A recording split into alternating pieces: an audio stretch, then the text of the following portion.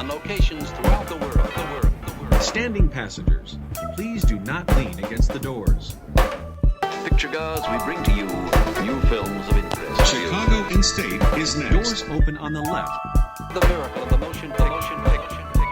Please be considerate when talking on your phone or listening to electronic devices. Chicago's a nice town if you're looking for pizza.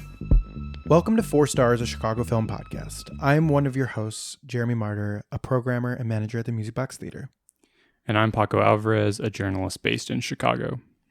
Today on the podcast, we welcomed on Cullen, Atchley, and Emilio Diaz, fellow film podcasters from the podcast Can I Kick It? During this episode, we chat about the Chicago International Film Festival wrap-up and our lingering thoughts about the movies we saw. I'm going to just mention, Paco, a few other movies that I saw during this festival that I just had lingering thoughts about. I watched the animation shorts, which I was much higher on overall as a block, as opposed to the family-friendly animations. I saw some really, really good stuff.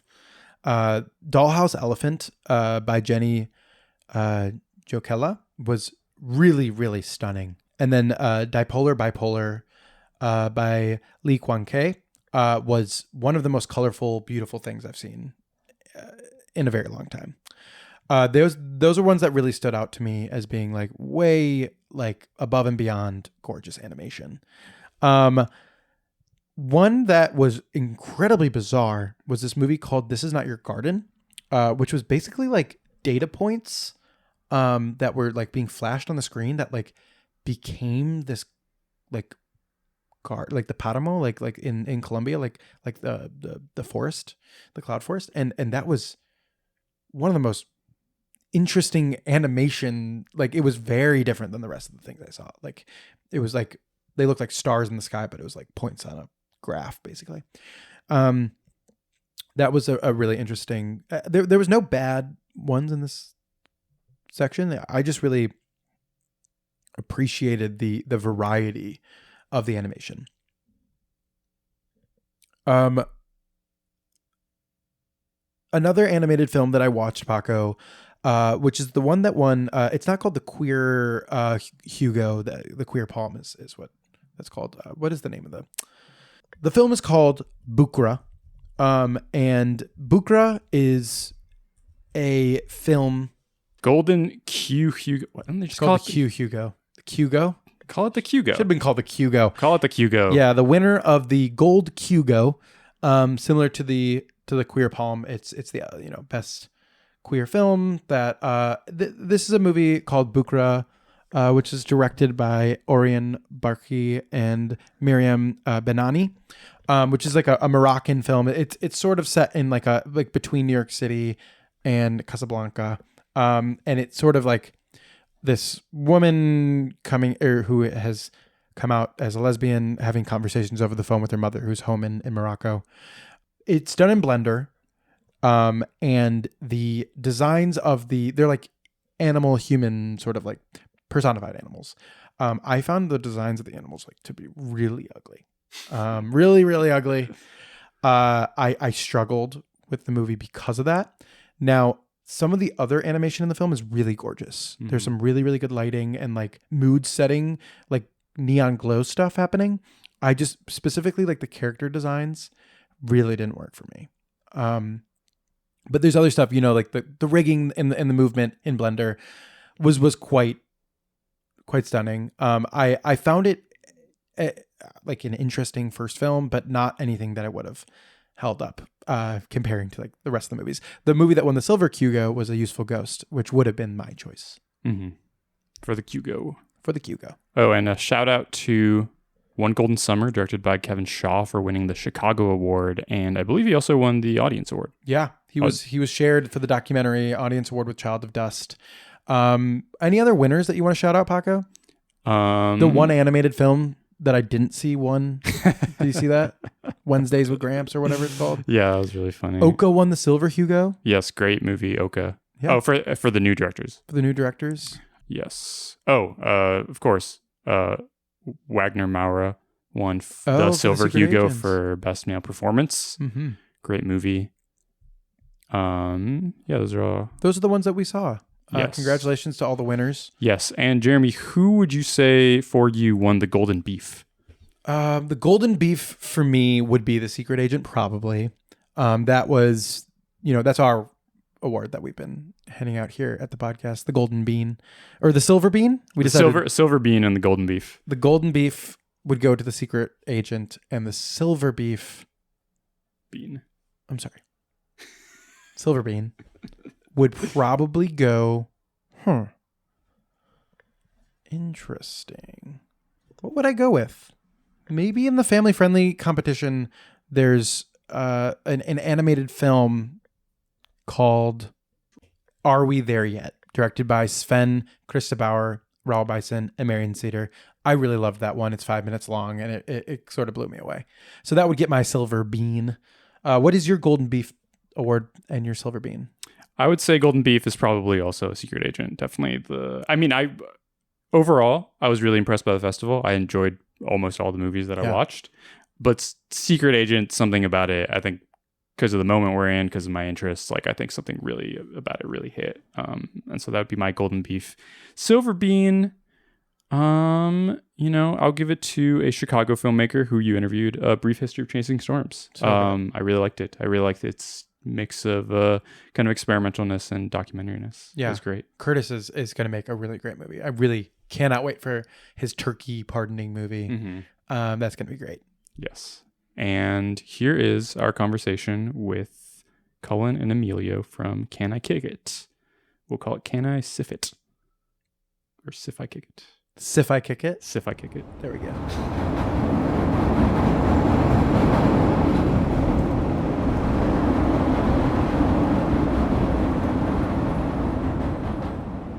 I want to welcome to the podcast today two of the members of Can I Kick It? Emilio Diaz and Cullen Atchley. Welcome to the podcast, boys. Thank you for having us. Ditto. Great to be here. I'm really excited. I'm really excited to talk about the Chicago International Film Festival with two film festival experts. Can you just start by, telling us what your guys' podcast is and your connection to the city of Chicago? Okay, so we host a podcast called Can I Kick It? Can spelled like the city in France that hosts a film festival. I will often default to the film festival and forget that there's a real place that exists. Yeah. Because there kind of isn't, but we don't have time to get into this right now. We generally say that it's about film festivals. We cover new releases that played festivals. We go to film festivals and we try to cover them the best way possible. But also, outside of festival season, we come up with fun, silly little games to try to relate to the general concept of film festivals. We play pretty fast and loose with, the entire possibility space that exists within that. But, film festivals are generally our lane. Yeah. And I'd say via that, our connection to Chicago is through film festivals where we met going to TIFF in 2018 and then started this podcast about film festivals in 2020. And now our roommates living in Chicago together where we have attended SIF twice now. Your second SIF. It's true. So you guys moved to Chicago last year. It's been about a 1 year plus experience. How did the festival change in your eyes from your first year to this year? I mean, in my mind, it's they really, I feel put themselves on the map this year with their lineup. You look at the lineup for TIFF, NIF, and SIF, as much as they don't like to be called that, or maybe NIF doesn't like to be called that either. SIF, but, I was told, does not like to be called that because of Seattle, but mea culpa. Yeah. What do we call it? Just the exactly. Chicago International Film Festival? KIF. Yeah. No, Chiff. No, that's horrible. Chiff is so bad. Sorry, keep going.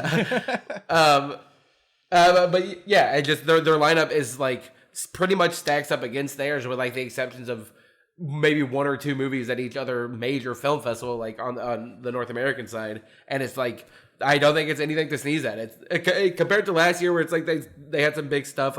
Obviously they were able to get The Brutalist, which ended up having its huge run, and a couple other movies like that.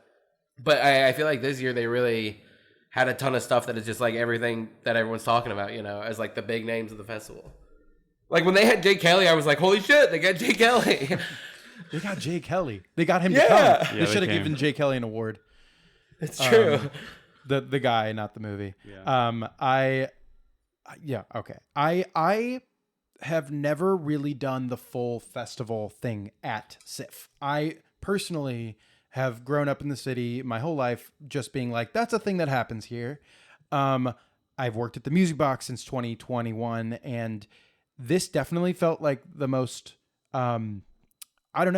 internationally connected year that I've been a part of.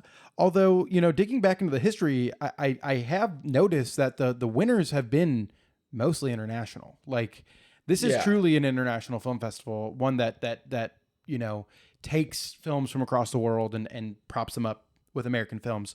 I do think that, like, every once in a while they'll get like is this thing on? They'll get like a big American release, but I do think in general, like their new directors program and a lot of even the city and state program that Paco and I covered had a lot of directors who made films, in South Korea, and just in not just in the city. So it was very interesting to actually be plugged into this festival and notice the differences, from an outsider's perspective last year. Yeah. And it's like on the same side of the coin of holy shit, Jay Kelly. It's like they also get the new Be Gone. Yeah. That's huge. Yeah. Let's dip into it a little bit. What films did you guys see, and what films do we want to start talking about, I guess? What film do we want to start talking about? I did actually go listen to your last two recaps, so I do have some, prepared counter arguments. Let's go. For films that are in there. Yeah. But I wanted to start it with letting the number one Is This Thing On fan come on and really talk up Is This Thing On. So did you guys not really like it that much? I really liked it. Paco really I liked really it. liked it. Yeah. I think Jeremy was a bit more mixed on it. No, I liked the movie. I wanted it to really blow me away, and it didn't. But I mean, I'm here for the passion. And Sure. And your review is what I left the theater looking at, comparing it to Cameron Crowe, and I was like, fucking hell, I'm gonna have to go back and watch this one. So please. It kind of just has that earnest, sincere thing that all of his movies have, and it's like it really unlocked Cooper a little bit. Like basically second one of watching the movie, which I was not sold on based on like premise and star of like I really don't care about the guy from Smartless, a rival podcast. It's like, why are they letting those people like us in these movies? Yeah. But as soon as it started and it's like the big lion like ceremony, I'm like, this is gorgeous. Matthew Libatique like is doing the great work.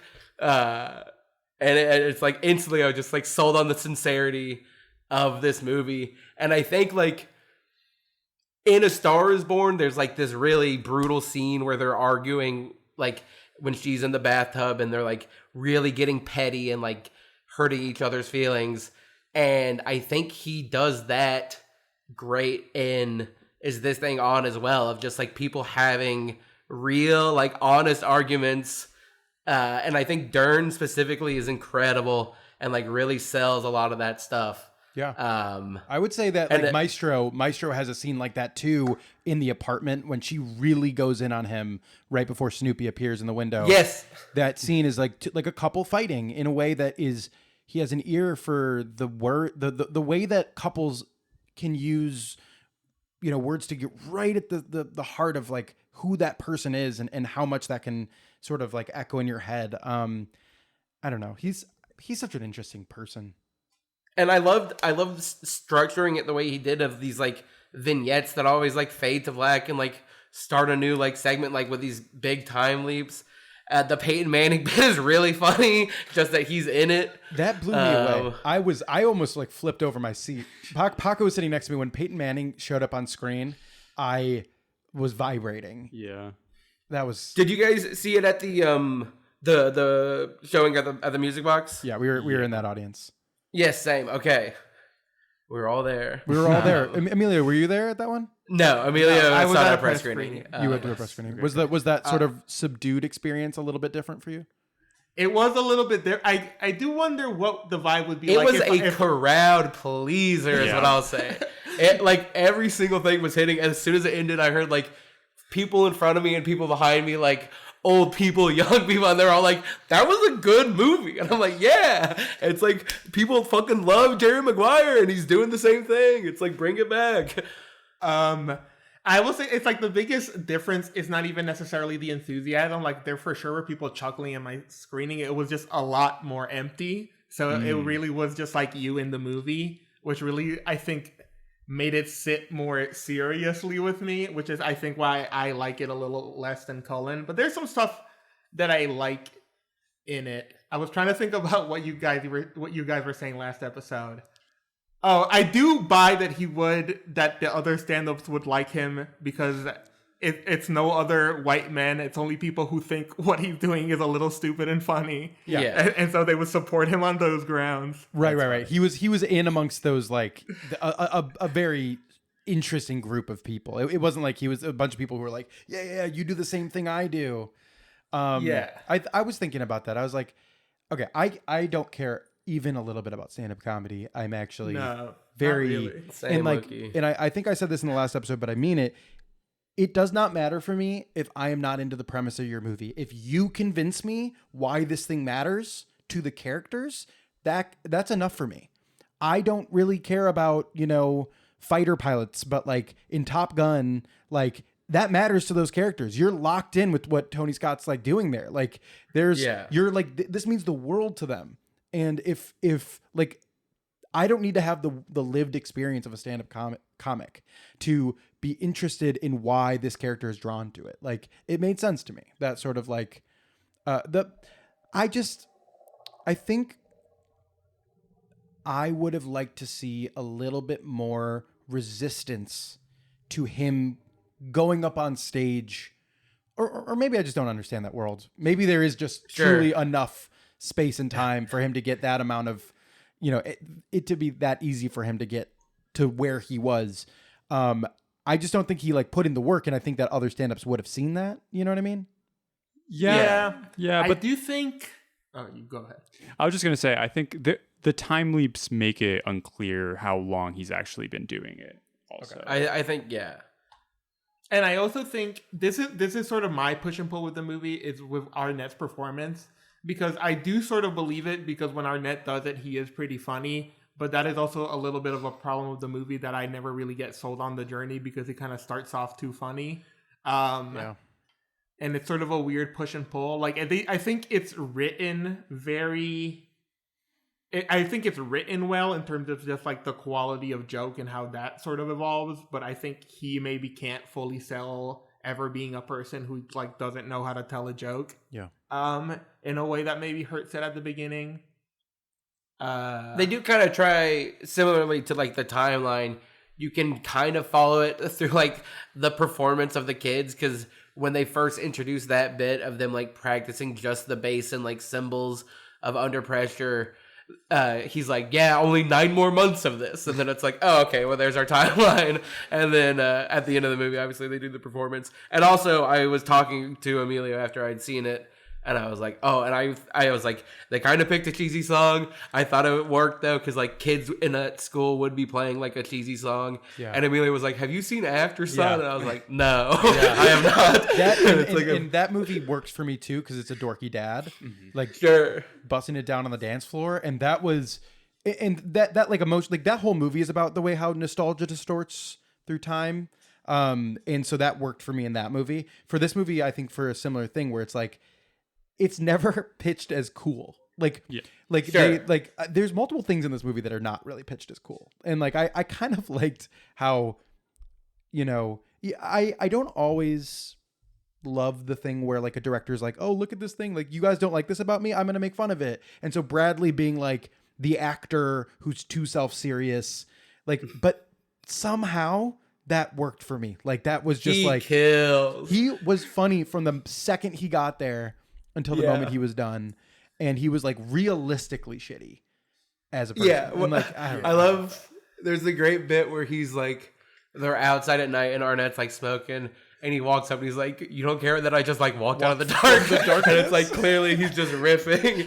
And he's got a lot of stuff like that I was just like, you're killing it, bro. This is another conversation point that I want to bring up. You were struggling to come up with like prior goofy Cooper performances. Right. I would submit Wet Hot. Wet Hot American Summer. Thank you.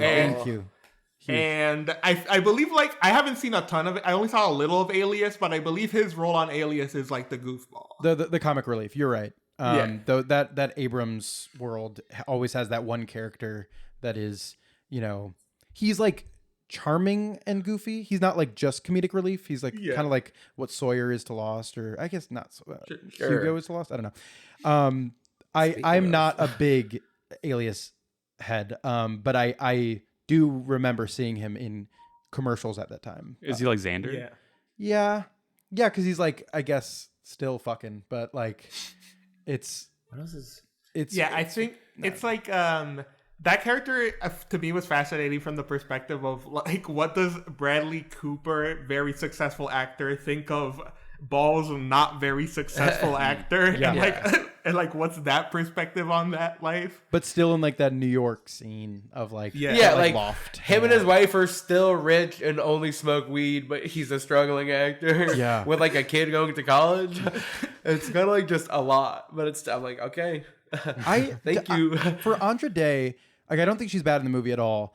I was so confused by her character, and like those scenes are crazy. They're really crazy, and I don't even like kind of like a Cameron Crowe movie where like she's like, "Let me tell you why I don't like you because you're me." Like that sort of scene is like, I don't know, like felt very Cameron Crowe to me of being like, "Let me tell you what this character is all about," and it like, I don't know, didn't fully coalesce for me or something, but maybe on rewatch. Yeah, I feel like her character, just in general, you don't get a good sense of like who she was before the marriage or even in the marriage. I just feel like her character, she does a good job characterizing the character, but the script itself doesn't give her that much. Yeah. Did you like the singing scene? The the Amazing Grace scene? In my head, I'd already come up with the Cameron Crowe comparison, and then I'm like, "Fucking Tiny Dancer, this is just exactly like what Almost it is. Famous." And I'm like, "You're getting it, buddy." Yeah. So I did. I mean, but I also, I kind of just liked how cute it was. Yeah. It's.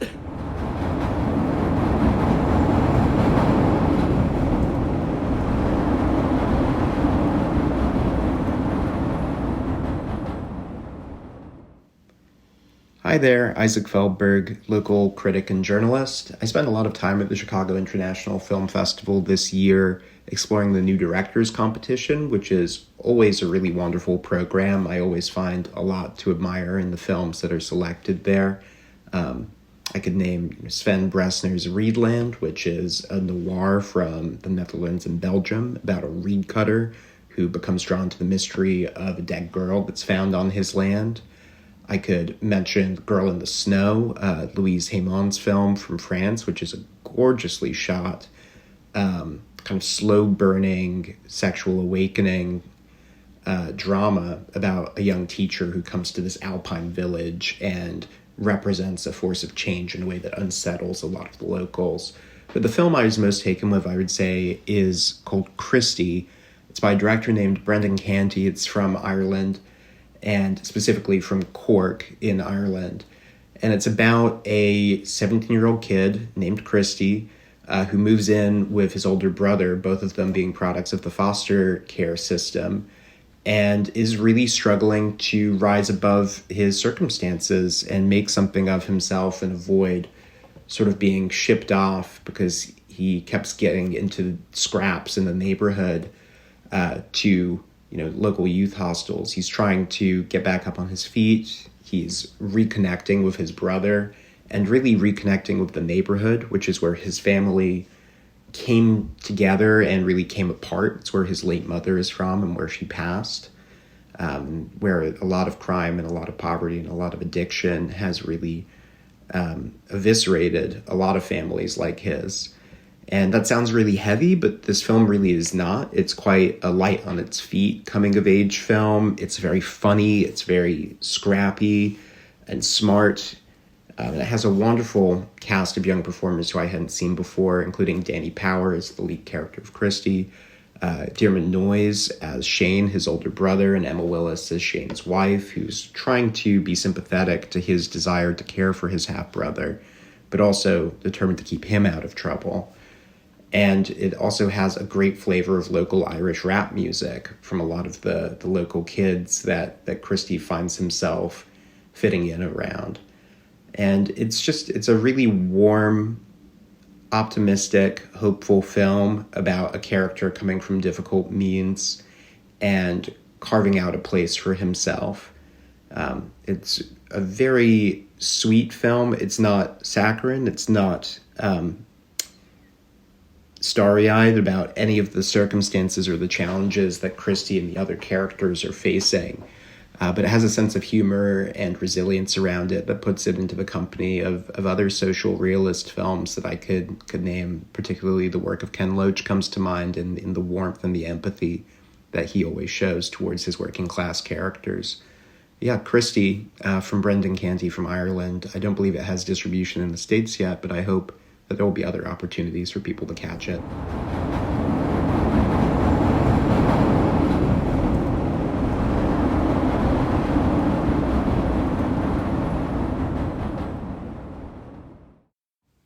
Hi, Jeremy and Paco. Kyle Logan, critic at the Chicago Reader and Screen Anarchy here, calling in with my favorite movies of this year's Chicago International Film Festival. First up, Love Diaz's Magellan is far from the celebratory biopic the title might imply. The movie is a brutal indictment of the horrors of colonialism. It sort of plays like a highlight reel. We drop in on several periods in Magellan's life, letting Diaz focus on what's interesting to him without ever picking up the pace. We see Magellan and other nobles talk about the evil they've done in their king's name. We see Magellan deliver the news of fellow sailors' deaths to their wives. And we spend a lot of time at sea and in the Philippines, where the desire for power and the fear of losing it leads to ever-increasing violence. It's very much slow cinema, which sometimes means we get to bathe in these gorgeous images of oceans and islands for extended periods, but other times means that we're forced to watch massacres unfold in front of an unmoving camera that refuses to cut away. Really hoping Magellan gets a theatrical release, because it deserves to be seen on a big screen. Thankfully, we do already know that Begon's Resurrection is getting a theatrical release. For Chicago people, it'll be playing the Gene Siskel Film Center starting December 19th, and I will certainly be there for a rewatch. Coming off doing an hour-long 3D one-take in Long Day's Journey into Night, Begon continues to do it like absolutely no one else. He starts Resurrection with an extended silent film sequence, complete with period-accurate frame rate, that introduces this magical world with a truly overwhelming amount of exposition. But it's clear by the second intertitle that the details don't really matter. Resurrection is a movie that's meant to be felt. It drags you into its foggy, dreamy worlds and makes you feel like you're remembering the sensations, but not quite the details of something you experienced decades, maybe even a century ago. There's a narrative overall, and there are several smaller narratives as well, as Resurrection dives in and out of different eras, but more than any of these stories, it's the sense of wonder that the movie leaves you with that matters. And after seeing Resurrection, I think Begon has a pretty solid claim to title of the most exciting filmmaker working today. And finally, to avoid any pigeonholing as the artsy caller in, I just want to say that my back is currently a little sore because I just got home from my first 4DX experience with a rewatch of the Chainsaw Man movie, because it just fucking rips. Thanks for the invite to share my highlights. Loved y'all's coverage and hope you do more like this in the future.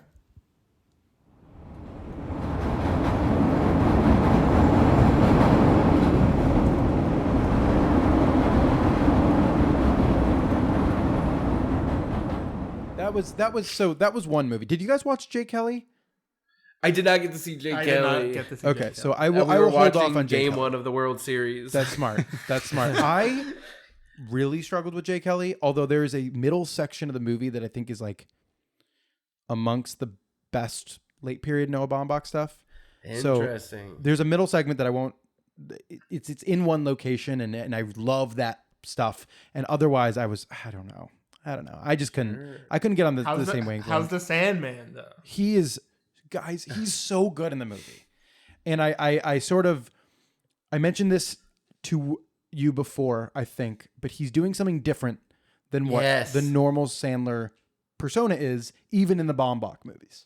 Like he's not doing sad sack, and he's not doing man child. He's doing something completely different. There's like he's playing different notes. He's playing different like tones of sad sack. He has sad moments, but he's gentler and weirder and more interesting. I was really taken. I'm in the bag for him. Full disclosure. I like Hubie Halloween or whatever, but I do think that he's quite good in the movie, and I think will get an Oscar nomination. I'm like now I'm convinced that will happen. Like I think he's been putting in the work. He showed up at last year's Oscars and had a killer joke saying the word Chalamet. Yeah. I just think like, not everything is about the Oscars, but I do think like he's put in the legwork, which for me will only increase the amount of interesting roles we get from Adam Sandler. So I'm pro. How was the other Sandman, Linus Sandgren, who shot the movie? I don't know. I think it was the worst Linus Sandgren and the worst Nicholas Britell Whoa, score. worse than Saltburn? I don't know. I just was like, why does this look and sound bad? I was Damn. And I saw it at the Gene Siskel, which did a great job projecting it. Sandgren flop era? Low-key? I don't know. I think so. I think we might be witnessing it before our very eyes. But I want to, again, that middle section of the movie looks amazing. They did everything right. And then there's like, amazing shadows and stuff. And then just like the rest of the movie. Can you explain what it is? Yeah. Jay Kelly is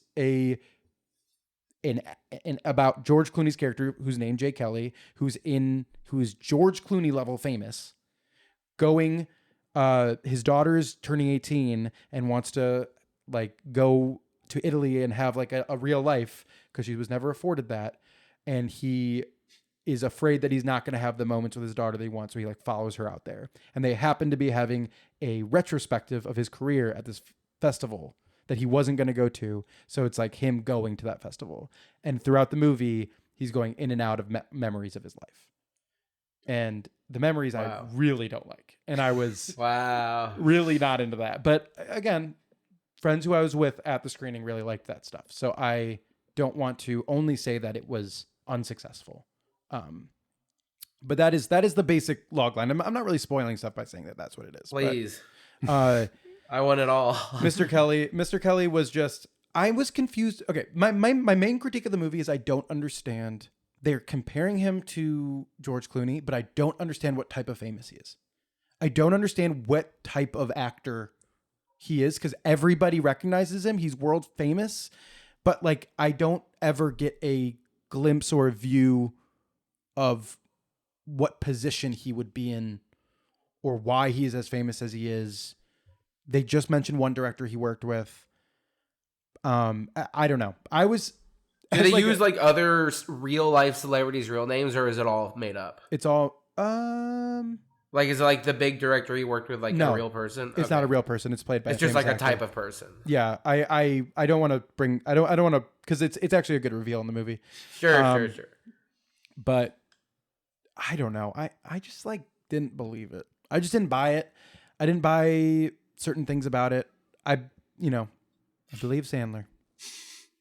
Can I ask a Jay Kelly question? Yeah. You mentioned the middle chunk or a middle chunk. Yeah. Is it segmented in the movie, or is it just like a flow that happens to have a middle piece? I don't think it's a spoiler to say what it is. Do you two mind if I say it? Please, no. I want to know. There's a train journey in the middle that I really loved. Like it all takes place on a train, and I really like the stuff on the train. The stuff before and after I could take or leave. Interesting. But again, I thought a lot about James L. Brooks when I was watching that. I thought a lot about whom I'm also a fan of. Yeah, and I thought a lot about like some other big, I don't know, big directors and he seems to be sort of keying in on. There's when you watch the movie eventually, I want to talk about the ending because the ending does not work for me, but it really made some people cry in the theater. And it's a very similar ending to another major flop from a few years ago and a horror movie that the Music Box played kind of recently. So that'll be a tease for you guys to puzzle that one out. Let's talk a little bit about the Hong Sang-Soo. Haven't seen that one. I unfortunately did not get to. I'm a huge Hong fan. I'm also excited to hear about it. That's okay. That's okay. I just want to talk a little bit about it because I think it's my favorite of the ones that we have to talk about today. Wow. I think for me, it's really snuck up on me. The film is What Does That Nature Say to You? Yeah. Directed by Hong Sang-Soo. Yeah, it was. So I don't go deep on Hong. I will say I've seen like 2 of his movies in the past, liked them both, but, went into this being like, I think I'll enjoy it. Really felt disconnected from the first 30 minutes. And I will say something happened in like the next 10 minutes after the first 30 minutes that I was like, I think I might be watching a masterpiece. I think I might be watching one of my favorite movies of the year. You said, so you've seen 2 of his films previously? I've seen 2 of his films previously. Can I ask which 2? Oh, man. I need to look at his filmography because I mix up titles all the time. But I will say that, like, not going deep on his movies, I was like, oh, like, I just might not be into his style during those first 30 minutes. And then something happened where I was like, I'm going to need to watch all of his movies, I guess. Like, I'm going to have to really dig. So which of his movies do you respond to? I am a huge fan. Maybe Emilio should go first. So I've seen, it's one of those weird things in hosting a film festival podcast where I'm like, I haven't seen that many, but I've seen like 7 of them maybe. Right. He makes like one. For listeners who maybe aren't aware of Hong Sang-Soo, he's a Korean filmmaker, very prolific, basically since the 2010s, like maybe 2015, has put out a movie, at least one movie every single year, though this decade he's been putting out like multiple a year. And he didn't he? Am I wrong? He did work at the Institute. He worked in Chicago. And then did he also work at the Siskel? Or am I only thinking of Where's Ethical? I think Where's Ethical worked at the center. Oh, I don't know if he worked at Gene Siskel. That's a good question. I know he attended the Art Institute,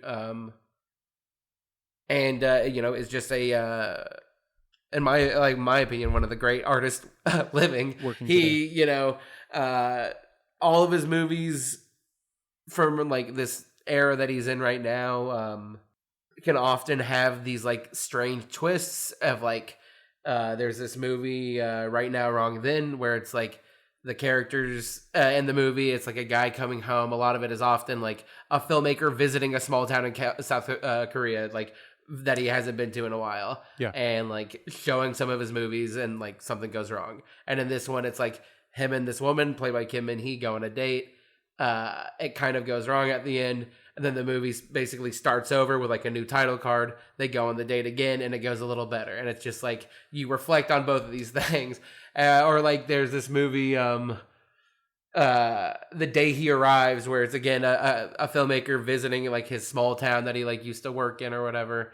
And you just see like this guy have a night in this town 4 different times, and you can kind of piece together like where in the arc they all happened, and he just sort of does that a lot.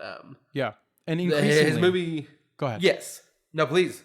Increasingly, he's taking on more and more roles behind the camera. In his films, like if you even go on his Wikipedia page, they have like one of those great arcs where it's like, they have like all the red of like whether he worked on the editing or the camera worker, and then it just becomes more and more green as you go along. Yeah. And going from 2020 onward, he basically was the writer, director, producer, composer, editor, and cinematographer of all of his movies. So it's just like it's awesome. The first Prince album, and where it's like he did everything. Everything has like a little plinky plunky guitar score that he does now. Yeah. But he made this movie a couple years ago, like just to speak to his sort of style and interest as an artist, called In Water, where the entire movie is like out of focus. And it's like, so it looks like impressionist art. It's so beautiful. I love that movie so much. And like last year during the festival, I saw what the name of the one that he had last year, and it was great. Novelist film? Like, No, it By the was Stream? Yes, By the Stream. Yeah. Which has like a wonderful moment of like all these characters sort of connecting together over just crying about like things that they're upset about with themselves, and it's just like a really devastating scene. Beautiful movie. But how's the new one? It rocks. Yeah, I mean, you love it. Yeah. Did you both see it or? Yeah, I really liked it. I had a similar experience to Jeremy where at first, like for a while, I wasn't really like clicking with it. And like at some point I just like really locked in and realized like how great it was. I think he always has like a certain element of like realism and like improvisation to him. But like this one really felt like at some point I felt like I was just like, part of it I think was what you were saying about how By the Stream was like out of focus the whole time. This movie in water was out of focus the whole time. This one like looked kind of like shit the entire time. Yeah. Like it just like had like a really like grainy digital quality, or not grainy. It just like had like a lot of artifacts and like the digital quality of it. We're on noisy, Zoom right now. yeah. It looked like he filmed it on his MacBook and turned it around and and shot it like that. For all I know, he may have. Like, it looks crazy. But it looks like it was shot on a Motorola Razr. Yeah, like, but it gave it a quality of almost like reality TV, of just like you're really watching these people and you're like getting to know them. I don't know. At some point I was just like, this is like the best movie maybe. Yeah. Damn, I gotta see it. And it's always about artists, right? This one's about poetry, and I think he writes bad poetry in a way that makes it clear that he knows poetry. You know what I mean? Emilio, did you check this one out? I was not able to.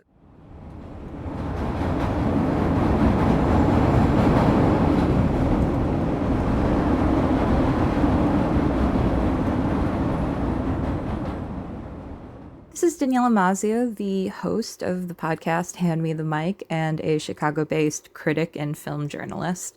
I've been going to the Chicago International Film Festival for over a decade now. I started as a volunteer and have just been steadily going over the years, but have always loved it. But by far, this year has just been such a phenomenal program of films and events, and really, really championing the international part of being an international film festival. There's so many movies I could talk about, but the one that I really want to champion is a Bolivian film called The Condor Daughter, which I believe does not have U.S. distribution at present, and I really hope it does. This is a phenomenal film that really starts in a place that feels familiar and straightforward. So you have a mother-daughter pair, which actually, whether their true relation is of question, but essentially a mother figure and a daughter figure. The mother is a midwife in this rural community that still carries on a lot of indigenous practices in the countryside of Bolivia. And the daughter apprentices as a midwife, but has this really special talent as a singer. She sings songs in the indigenous language, and really, it's almost magical. It's not quite supernatural, but there's this sense that when she's singing songs during when women are in labor, that she is able to ease their pain. She's able to help with the process of labor. It's this really special gift. But in typical old generation, new generation fashion, she really wants to pursue being a singer. She doesn't want to be a midwife, and she wants to go to the city to pursue these dreams. So we have kind of a classic, your dreams aren't my dreams, Mom, kind of story.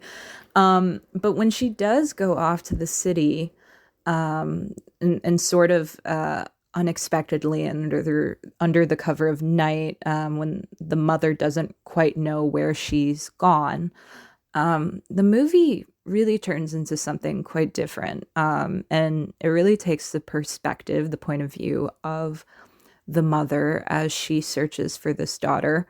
But really is not so much about, coming of age, pursuing dreams, or whether the youth are the way or tradition is the way. And it's more of this question of stewardship kind of in all of its forms, this idea of stewarding life, whether it is being a midwife and literally bringing life into the world, being a farmer and stewarding the land and stewarding, animals, shepherding animals in the countryside, or being a mother and what that means to care for someone in that way. And it almost, this interpersonal relationship almost becomes a metaphor for this idea of really what we are leaving in the world and how we take care of the world. And when we fail or when we make a mistake, how the things we steward can maybe leave us. If we fail the land may abandon us. There may be no more land to tend. And then there's this question of, when there is nothing left to steward, what happens to the stewards? And so it's this really beautiful meditative film that just completely, it takes this really familiar premise and brings it to this thoughtful place that I think it is really heartbreaking, in the sense of it. Again, it's not really about tradition or modernity, but is about these indigenous practices, or our relationship to land, or our relationship to each other as people. How do we bring care and love into that and make sure that we don't abandon it, it doesn't abandon us, and that there's someone there to carry it on after we are gone, that there is something to steward and there are stewards to steward it. I really love The Condor Daughter, can't recommend it enough, and I hope people have a chance to see it sometime soon.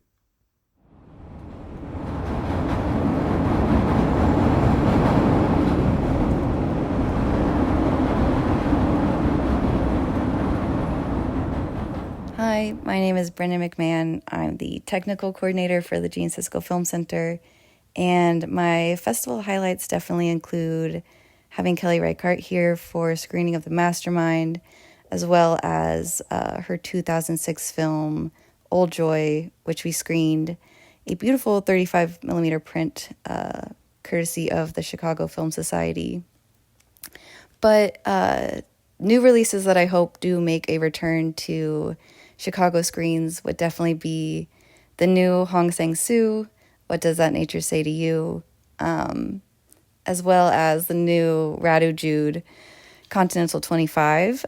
We are lucky enough to have his other new film, Dracula, screening at the Film Center this coming week. But I'm really hoping Kontinental 25 makes a return as well. And then lastly, I think the standout overall of the festival for me was Christian Petzold's Miroirs number 3. Would love for that to get a wide run here in Chicago because it's a masterpiece and I want to talk to more people about it. So that's this year's festival, and I'm looking forward to the next one.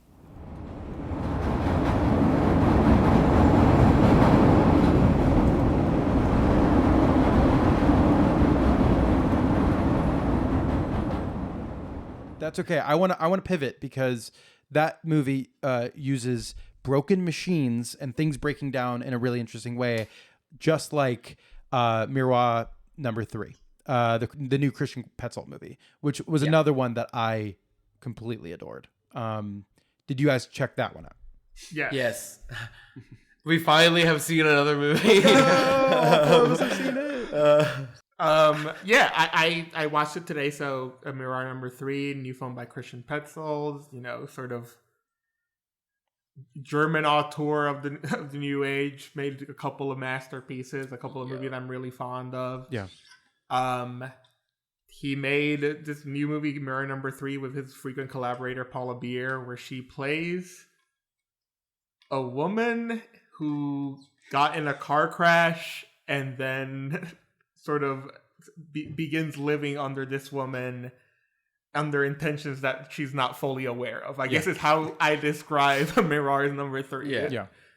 So it's just tough because so much of the movie is sort of trying to piece together what the movie is. Yes. in a way that I like. Occasionally, it irked me a little bit, in terms of just how much they are willing to withhold information from you. Mm-hmm. But a lot of the times, I did find it very like effective and thoughtful about how I thought about the story of the movie. I was a big fan of Mirror Number 3. It was definitely like the third time a character was like, I have something to tell you. And then she like runs away from them, I was like, oh, this is on purpose. Like this character doesn't want to know. Like this character is like purposely running away. Like she was not curious about knowing about that. And then when a character finally breaks down and reveals, which I will not do here, the final reveal of the film, which puts everything into perspective, she's like pissed off. She's like, why the fuck did you tell me that? Like, I don't want to know. I was totally fine living in this house underneath you guys. And like, yeah. And so that worked. It's for almost me. like Misery. Yeah. That's hilarious. Or it's just like it's so funny, the car crash where the guy like breaks his head on a rock that was like the car landed on, which is so brutal. And then they're like, she got a scratch on her back, she won't need stitches. Yeah. And then she's just like, all right, I'm infirm, I'll be in this house for the foreseeable future. Just taken in by someone random. I really like the way the movie looked. Mm-hmm. Yes. Where are you guys Petzold fans? I am.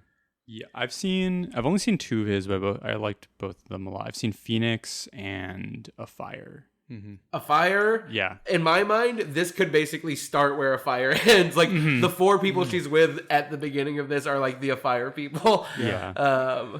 Which I'm a big Petzold fan. I feel like Transit and Undine so specifically are like 2 of my favorite movies. Undine, definitely like one of my favorites of the decade. I'm a big fan of Undine. And then A Fire, I think, is really funny. The guy's book is called Club Sandwich. It's one of the great jokes. That guy's such a bozo.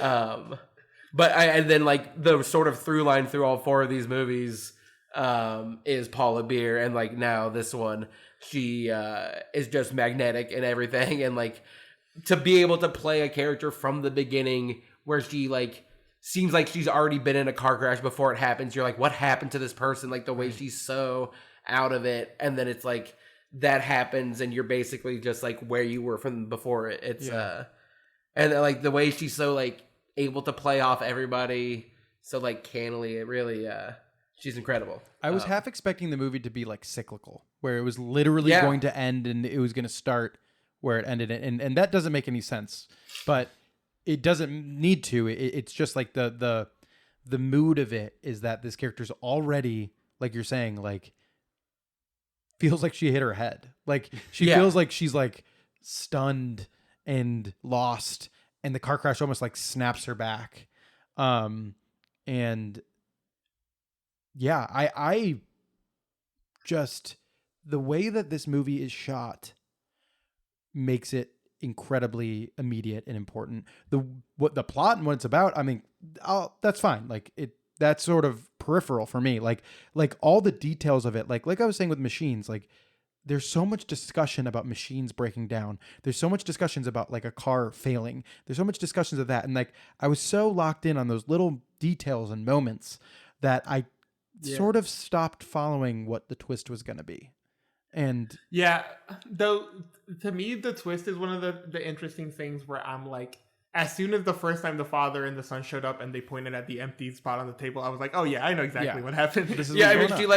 She says the different name like very early on also. You're like, oh, okay. But that made me think about it in like similar terms to Undine and Transit, in terms that I think all of those movies are about like people sort of wishing that a good thing is going to happen, even though like the chances are that they're very much not going to happen for them. Right. And this is sort of that's sort of what the movie read to me as, like this movie about these people being like, you know, we all know that this is weird, but maybe it's just like everybody gets out of this what they want out of this. Yeah. And just like how that's just like not gonna turn out. I just really feel like, I don't know. I'm gonna run a theory by you guys, and I just want to see if you guys agree with it or disagree, because I don't know where I feel about this, but I really do think that there are major works and minor works in directors' careers, and I don't think minor works mean that the movies are worse by any means. And this does feel like minor. Like it feels like Yeah. stripped down. It feels like one location for most of the run. Like there's, the big car crash scene, but you don't see it. Like it's off screen. And it feels like he's still at the height of his powers, but the last couple movies have been like, let me take a step back before I launch myself into my next project that he's probably been working on for 5-7 years. And when a director is still firing on those minor works, I know they're really special. Yeah, I mean, it is one of those things where, like you're saying, there's basically no thing that is wrong with the movie. Like, I basically enjoy every second, but it's like a short story from a great author, It's like, it's not transit, which, completely is like a bullet through the heart. And then, or even Undine, which, similarly is just like, is that thing, like you're saying, is major. And it's like, this one is still just an incredible work by, like, a great artist. Yeah. And my suspicion is also that just like this movie is mostly a reflection of just like he really likes working with Paula Beer and he just wants to make a movie where it's just like let's watch her do everything. Let's just like put her in a situation, see how it looks. Yeah, I mean, and Paco had mentioned Phoenix, and he sort of Petzold was working with Nina Haas as his muse basically in his previous like early 2000s and like early 2010s career. And what's his like name? Movies like Bird. What's his name? Oh my God. Oh, from what's his Passages. name? Oh, Franz Rogowski. Rogowski, who was one of his muses. Who's in Transit and Undine, yes. But then the sort of guy, the son in this one, Max is the character's name, is the guy from A Fire who's like the big beefcakey nurse or whatever that like shows up one night. Mm-hmm. And then the dad, like the husband, is the bartender from Transit, and he's also the author in A Fire, and like the narrator of Transit. So he definitely like likes his company, which is also like similar to like someone like Mike Lee or like Robert Altman, where it's like these artists that truly just like making things and like making things together, like use their people that they like. Like it's awesome. This week we had Begonia at the Music Box, and I do think like. No matter what you think about Yorgos, like it's very interesting to see him work again and again with the same people. And I was much higher on Kinds of Kindness than I was on some of his other movies. I think because I just liked him throwing these characters. That's another one that feels like a minor work, but it's just as interesting to me or more interesting than his major work, which is Poor Things. And I think Kinds of Kindness, like it gives you different looks at different people. And it's like, oh, Jesse Plemons is so versatile, and so he's such an interesting actor, not just in the way that he changes his body, which is alarming to me, but in the way that he can completely embody like 6 different types of people across 3 movies, and I really appreciated seeing that. I haven't seen Begonia yet, but I will check it out this week. But I do appreciate directors who work again and again with the same casts. Yeah. Can I give a theory on Jesse Plemons? Go ahead. Whoa. It's all that his eyes are small. I think that's where that's where the whole thing is. I think you just can't read his eyes, and that's like 90% of the job. Wow. You can't ever see what he's going for. So that's why he's good with Emma Stone, who has the biggest eyes on the planet. Sure. But if you look at them together, they even out. Yeah. Yeah. Oh, I like that theory a lot. And it also makes maybe you have a remove. If an actor has too small of eyes, you have a remove from them, which is why like I was introduced to Jesse Plemons through Breaking Bad, a character who you cannot read for the first few episodes. Or ever. And that's really interesting. I like that a lot. Yeah, I mean, Jesse Plemons in Breaking Bad is like, this is such a tangent. Jesse Plemons in Breaking Bad is like, if you had not ever heard of Jesse Plemons like I had, because I never really watched Friday Night Lights or like was aware of him in like Mike, I was just like, oh, this is just like some guy they found. Yeah, right. Definitely. This is some. But he's in Observe and Report. I knew him from Observe and Report. I was locked in. Well, I mean, like Mike is like top 5 for me, but I also didn't realize that was him. Like I didn't connect him to the Breaking Bad performance. Like he wasn't in my head. In the same way that people keep telling me Glenn Powell was in Spy Kids 3D. I'm like, he was a different person.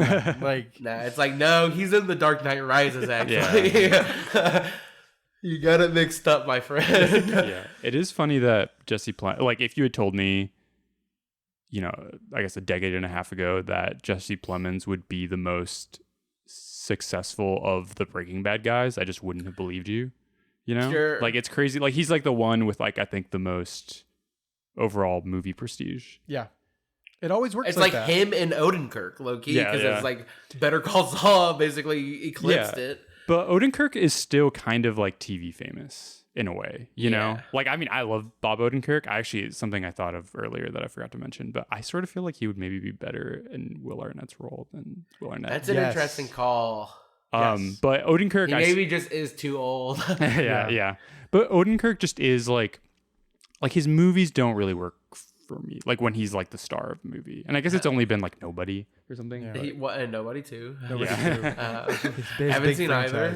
He's in another one that's also similar. It's like, it's Bob Odenkirk fighting people. Guys. It's like I don't want to. Oh, didn't he and Ben Wheatley made a movie called Normal? I think. Yeah, that's what. Yes. Not normal. What a bad combo of words. Ben Wheatley, the Rebecca guy. Yeah, exactly. No, this is such a tangent, but I have a friend who works in programming in London who said that they were going to work on an event with Ben Wheatley, but she had never seen any of his films, and she was like, "What's your take on his career?" And I'm like, truly, like the hardest question to answer of all time. Right. He just took insane turns left and right and never made a good movie again. Right. It's like he made the Meg 2, right? He should have made the Alicia Vikander Tomb Raider sequel that he had signed up for. That could have been awesome, maybe. Yeah. I don't know. He made he made Kill List, right? Yeah. Kill List. Yeah, which we watched and High Rise. I don't care. I didn't like watching it, but I liked it. You like thinking about it? Yeah. That was watching it. I was like, I'm upset right now. Yeah, that was a movie I remembered not liking, but I heard someone talking about the premise, and I was like, I guess that does sound like a cool movie. Maybe I should rewatch it. But I was like, it fucking kind of was so slow, really slow and sucks. Yeah, I thought the same thing about High Rise. To be honest, I was like, oh shit, they're like adapting this really cool story, and I don't know why we're talking about his movie. Let's talk. Ben Wheatley. Funny tangent. It's good.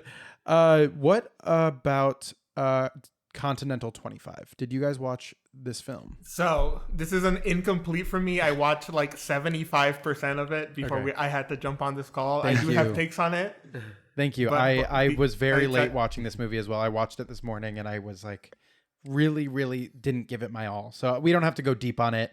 But do you guys have Radu, Jude takes in general? So I think both of our introductions were the same, which is that in 2021 we were at the New York Film Festival at a screening of Bad Luck Banging or Looney Porn. Yep. His I guess 3 or 2 movies ago, I guess counting whatever you think of these 2 that he's made right now. And I was taken by it I liked it a lot. I thought that it was funny. I thought that I enjoy guys who are just willing to like throw a bunch of styles at the wall, see what works.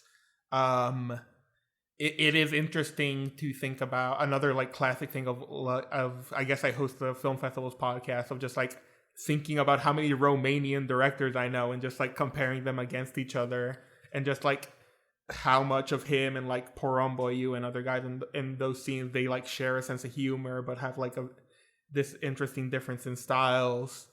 But I had not seen I did not see Do Not Expect Too Much from the End of the World. Did I get that right? Yeah.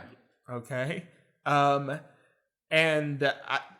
I really intended to watch the 2 he put out this year, but I just could not find time with my busy schedule around the festival. But what I saw of Kontinental, it was like within the first 20 minutes, I was like, oh, I love this guy. It's like I forget that I really enjoy what this guy does and how just like weird and funny and like crafty he is. There was also back in 2023, the Ghent Film Festival did this thing with like 25 filmmakers where they put out shorts on like their YouTube page that were all like played at the festival, and he did one that's really, really funny.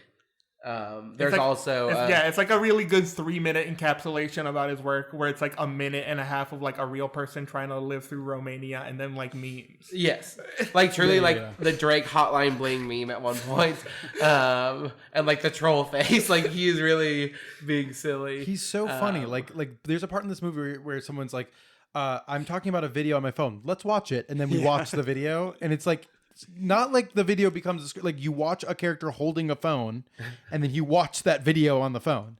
And it's like, okay. And guys, this is my introduction to his films. I was truly unaware of him until Don't Expect Too Much from the End of the World. I had a bunch of friends tell me how good Bad Luck, Banging, or Looney Porn, is that the name of the film? Yeah. How good that movie was. So I was like, oh, I'll catch it. And then I heard that he was doing a Dracula film that's actually about AI. And I was like, that sounds good. And then this movie ended up winning Best Actress at this festival. The Silver Hugo for performance. And so I was like, I'm going to prioritize this one. And I thought she was really good in the movie. I have no notes about her performance.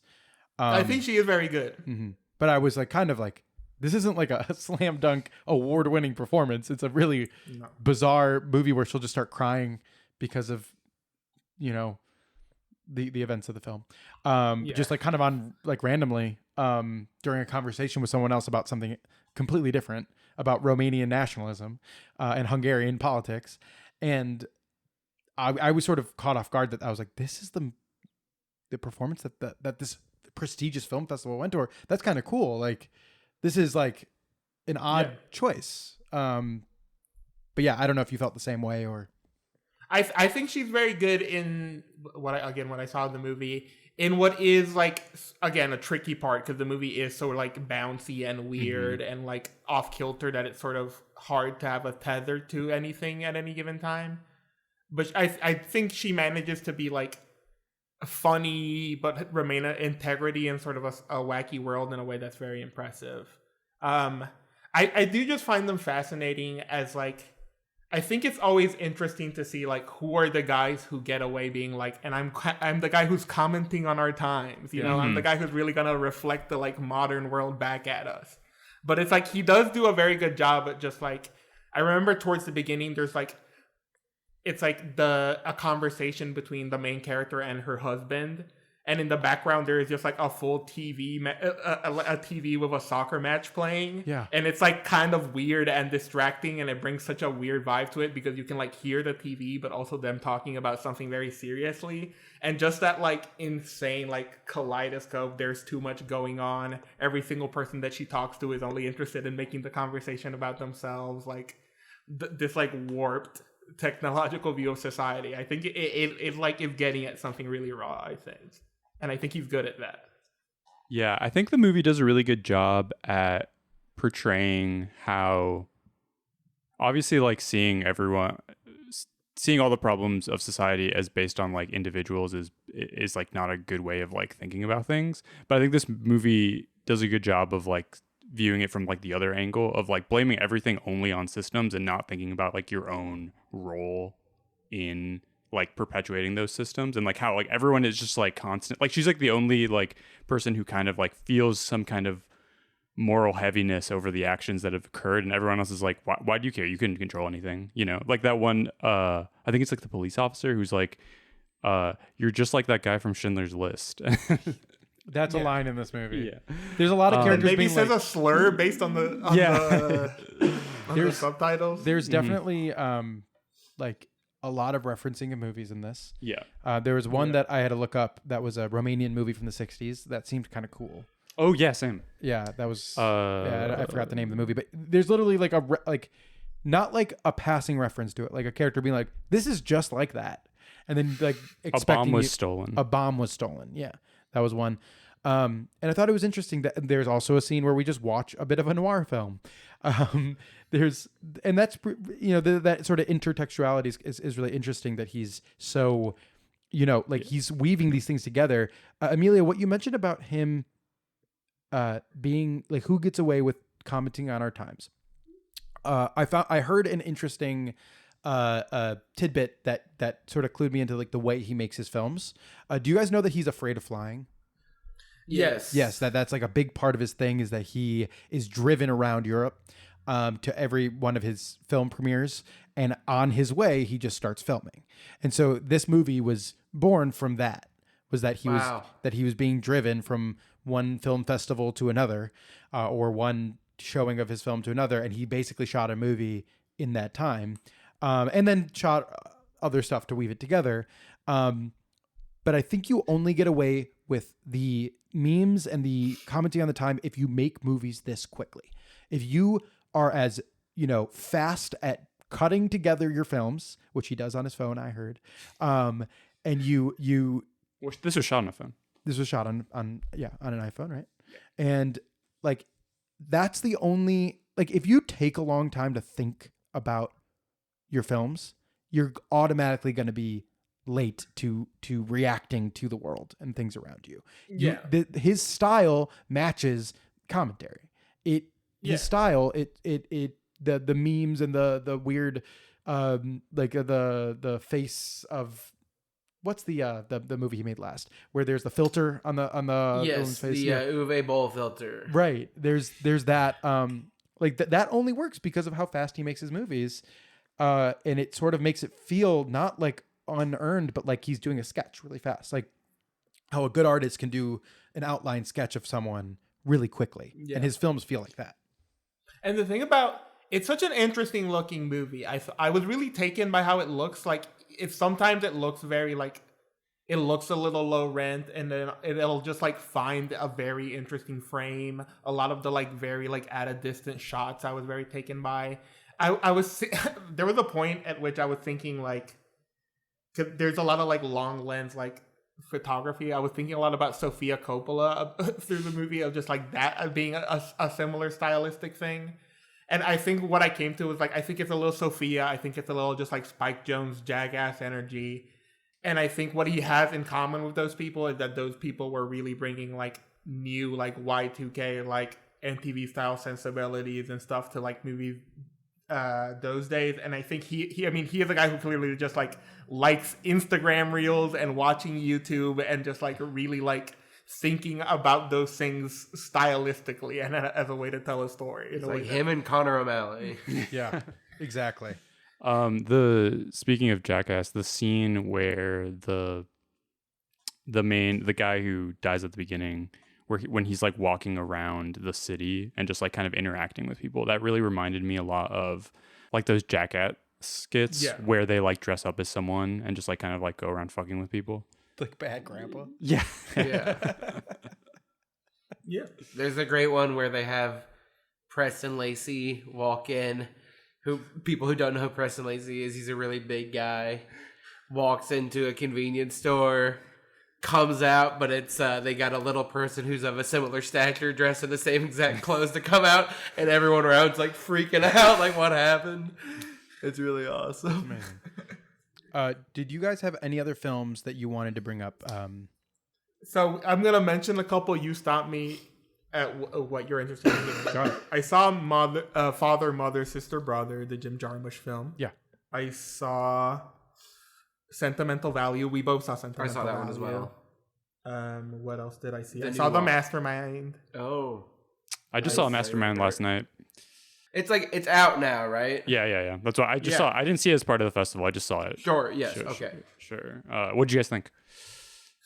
I saw it. I was a little disappointed by it. I really like Kelly Reichardt's recent movies. Like, I really love First Cow. I really love Showing Up. I think I enjoy, her like emotion, like the minimalism and how she makes her movies. And this one has an element to like, it's about Josh O'Connor, who is like a semi-retired / looking for a job carpenter who takes up and starts doing art thievery and gets in trouble for it. And there's some elements of just like, oh, Kelly Reichardt's doing a heist movie. She's doing something a little more genre-y. Let's see her work within these conventions. And when it's doing the heist stuff, I think she is very successful at it. I think she moves at a very interesting pace.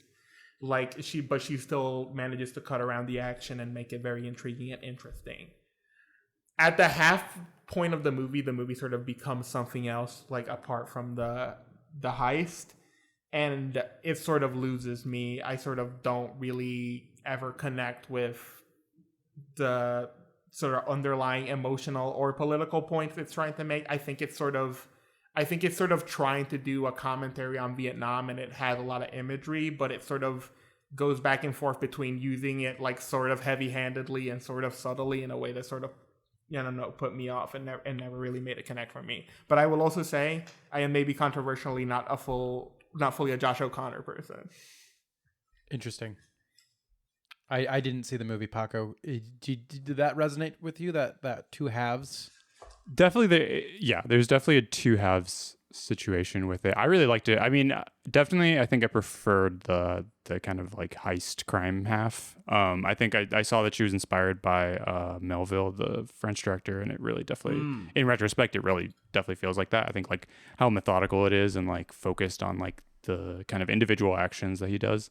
It is very slow, but really funny in some ways. I think I like the second half. It reminded me a little bit of One Battle After Another, but more of Running on Empty, which is like this movie from the 80s that partly inspired One Battle After Another. I think it was Sidney Pollack, which is about people formerly of like a Weather Underground type situation, like on the run. And this kind of felt like that. I think it was like, I don't know. I feel like I have been reading a lot about the 70s and like the 60s recently. I know a lot about that time. So I think like I just like automatically like connect to anything set during that. And I don't love Nixon, but I love like reading about him. You love Nixon. Yeah. You love him as president. Yes. We have the same birthday. So I have the same birthday as Nixon? I have to stand. But I really, Not a crook. yeah. I don't love Nixon, but Oliver Stone's pretty cool.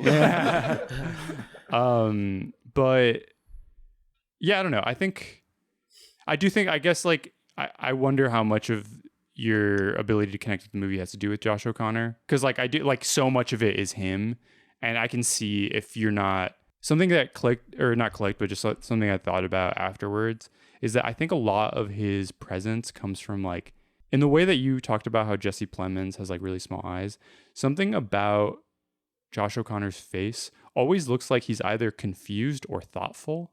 And I think that's like where a lot of his performances come from, where it's like, you don't know if like, is this like a complete idiot or is he super smart and like has everything figured out? And I think the Mastermind plays with that really well, where you're never quite, I mean, by the end you kind of know, but you're never quite sure like how much is he like actually like in control of things because he kind of, I don't know, he has like both a thoughtful and thoughtless face. Yeah. I mean, that's very true. La Chimera is like one of my favorite movies the last few years. And I really connect with him in that. I haven't seen a lot of the other things that he's known for other than Challengers. So I think he's great in La Chimera, but I haven't like solidified him in my mind yet, in the same way where like, I think I'm still up in the air about Jacob Elordi, and I don't mean that in a negative way. I know he just had Frankenstein at the festival, which I missed. But people are even people who hate that movie have been very high on him. But I haven't seen anything from Jacob Elordi that makes me like super invested in his career. I missed the last couple. I don't know. I didn't see O Canada. But like, yeah, you made a face. Is that kind of an awesome movie? Okay, kind of a great performance. I'm also a big fan of him and Priscilla. Yeah, baby. I love. I'm gonna be a daddy, baby. Yeah. He's doing. Well, I'm trying to read the Bhagavad Gita, baby. Exactly, baby. You're telling me, baby. But I think like Sofia Coppola uses him so well in that movie. He's not doing. I mean, he's Frankenstein in that movie. He's like a big monster. Exactly, and he's a bigger star than he is a great like impersonator. Because I like both movies. I like Priscilla and I like Elvis, and so I like them for very different reasons. And I think that they're doing very different things, and I don't really understand the comparison other than the fact that they came out around the same time. But Austin Butler is like, doing like full method. I'm going to change my voice to match the tones of Elvis, which I think is awesome. And then Jacob Elordi, where he's like, I'll just pull up my phone and read these lines. I don't really care about like doing that accurate of an impression. And that's awesome too. Like, I think like either method of impersonating Elvis works for us, because Elvis isn't anything. Elvis is a concept. Elvis is an American institution. You're not going to fuck up you're not going to fuck up Elvis. It's, we have Johnny. But liking Priscilla and liking Elvis, it's like I like pate and I like Doritos. You know, there's just two things that can both be awesome. Exactly. That's a really good point. I wanted to talk about Kelly Reichardt a little bit more because this is a festival that decided to do to honor Kelly Reichardt, and I thought that was interesting. A year after the city of Chicago didn't play Showing Up anywhere but Evanston. I was gonna say, it was nice they showed Showing Up, its first theatrical Chicago run ever. premiere, and I'm not going to blame that on any of the movie theaters of Chicago. I'm going to blame that on that's an A24 problem. A24 pack of beer on that one. Yeah, they kind of love not putting out good movies. They love contact. Yeah, I'm not going to say that part. Never mind. Get in trouble. A 24-hour notice. Yeah. Anyway, but Paco, have you seen Night Moves, the Kelly Reichardt movie? No, that's the one I really want to see. That you might fuck with that one heavy. That one is more about like the sort of like eco terrorists, them trying to like make it through. That movie I think is very, very good. That's one of my fave Kelly Reichardt movies. Did they do that as part of the retrospective or no? I just saw this whenever it came out. I mean, Meek's Cutoff is so good. Meek's Cutoff. I recently was talking to a friend and I said that Meek's Cutoff had the greatest ending of all time. Yeah, I am like, I do stand by that. Yeah, it rocks. And I like Wendy and Lucy. I think that's one that is considered minor work. And is it? Yeah. I feel like it's considered. Really? I feel like it's pretty high up. Yeah. Okay. I really like that movie, and I had a friend in my life who hated it. So maybe that's why I consider. But again, I love Showing Up. Showing Up is so good. That's another one that feels like a minor work, and not in a negative way. Like that is like a much more like contained. Yeah, contained. Yeah. Although that's okay, one more thing about the Mastermind, and then one more thing responding to a thing that Jeremy said. One more thing about the Mastermind. Even though the second half I like a little less, it has my favorite thing in the movie, which is Gabby Hoffman. I think she shows up and gives like an insanely good performance, like out of nowhere, to where she was like blowing me off screen. She's gonna do that every 5 years for the rest of her life. Yeah, she'll just show up in a movie and just like hit 3 threes and dip. Yeah, she's so. I mean, shout out to Winning Time, which she's also on. And then, Jeremy, you said that the movies you've seen are La Chimera and Challengers. Those are also the only 2 movies of his I've seen, and I just don't very much enjoy him in either of them. La Chimera, I saw sitting 3 rows in front of him at the Cannes Film Festival and woke up at the end. Nice. So rude. That movie rules. Yeah, you can't really be like, I don't like that movie because I fell asleep because of insane festival jet lag. That's not true. That's not true. That's sort of the lifeblood of film criticism there for you. That movie is directed by Alice Rohrwacher, sister of maybe the funniest character in J. Kelly, Alba Rohrwacher. Whoa, that's huge. I'm a big Alba in J. Rohrwacher Kelly. fan. Alba Rohrwacher, so good in J. Kelly. Keep an eye out for her. But yeah, I just, that's, for me, I like Josh O'Connor quite a bit. I feel like I'm in a very similar, I know they're like in movies together and being compared to one another a lot, but I put him in the same camp as Paul Mescal, where I'm like, we shall see. I like performances of yours and I dislike performances of yours, and that's okay. Like, it's all about the way we use these people. I think they are actually movie stars.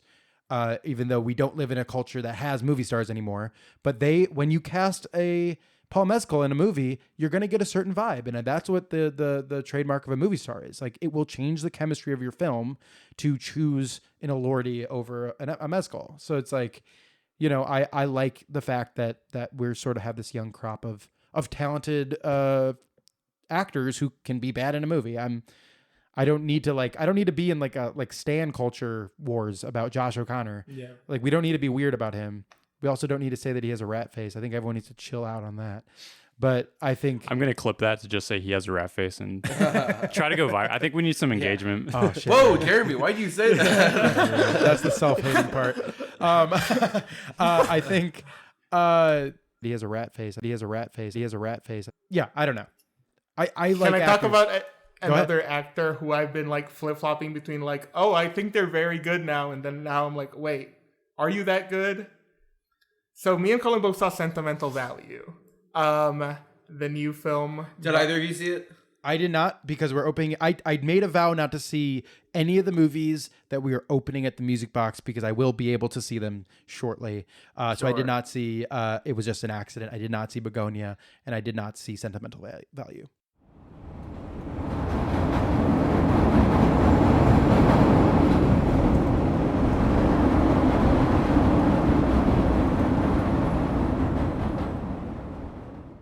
And now we're going to hear from Shaun Huhn. Hello. First, I want to thank Paco and Jeremy for having me on. So, I was able to attend about 10 films during the festival. Obviously, I wish I could have done more. But writing for Cinephile gave me the opportunity to provide coverage for the fest. I loved pretty much everything I saw. A Useful Ghost was like a top-notch indictment of bureaucracy and labor exploitation that continues even after death. Radu Jude's Dracula was a Godardian kaleidoscope of Romanian politics and a very bloodthirsty AI. But my favorite, though it's already received the hype of the fest, was Clint Bentley's Train Dreams. It was like an ethereal meditation on existentialism and loneliness and solitude. The film, like Dennis Johnson's novella from which it was adapted, both tell of the largeness of human life against the grandiose trees that the loggers, railroad workers erased with ease at the beginning of the century. Joel Edgerton, here he's like carved a new layer of stoic grief for the main character, Robert Grainer. As the tragedy of deforestation occurs, it also happens at the cost of Chinese workers. Early on, Robert sees his employers from the Pacific Railroad toss a coworker off a bridge, and it is this moment that changes him forever. His own feelings of inaction follow him for the rest of his life and for the rest of the film. The interiority of Johnson's prose is recorded verbatim by Will Patton, who balances Edgerton's outward stillness with Johnson's poetic portrayal of the inner self. The story, he meets, falls in love with, and marries Gladys, who's portrayed with strength, integrity, and ingenuity by Felicity Jones. Gladys hunts, she gathers, she cooks, she takes care of their daughter, and keeps the homestead as Robert is away making whatever living he can. These trips tend to last months, comes back, continuously sees his daughter growing before his eyes. And this is also where Clint Bentley plays with the narrative. He doesn't give you the straightforward story of this man's life. He's jumping back and forth non-linearly, and through that, he's able to create a better portrait of Robert Grainer and using this tactic. But also mixed with that, he does a lot of landscape shots of redwoods that are way older than any of us are, way older than any of these men are. And, he posits that against the smallness and insignificance of human life itself. And, the film reflects that. And it's not all negative. Sure, it's existentialism. Sure, it can bring on feelings of dread. But at the same time, by seeing this smallness of a life also in such a grand way, it left me in tears. But I also, my father was a lot like this man who lives in solitude and, who loved trains. But yeah, the film it caught me off guard, and I found myself sobbing for the last 20 minutes. And that's definitely, to me, what makes a great film, and that's what made it stand above most of the rest at the fest. But yeah, anyway, all of the choices for the Chicago International Film Festival were pretty spot on this year, and I have loved the community, the film loving community coming out, everybody supporting each other, everybody, like trading notes on screenings. And it was a lot of fun this year. So yeah, until next year. All right. Thanks, guys.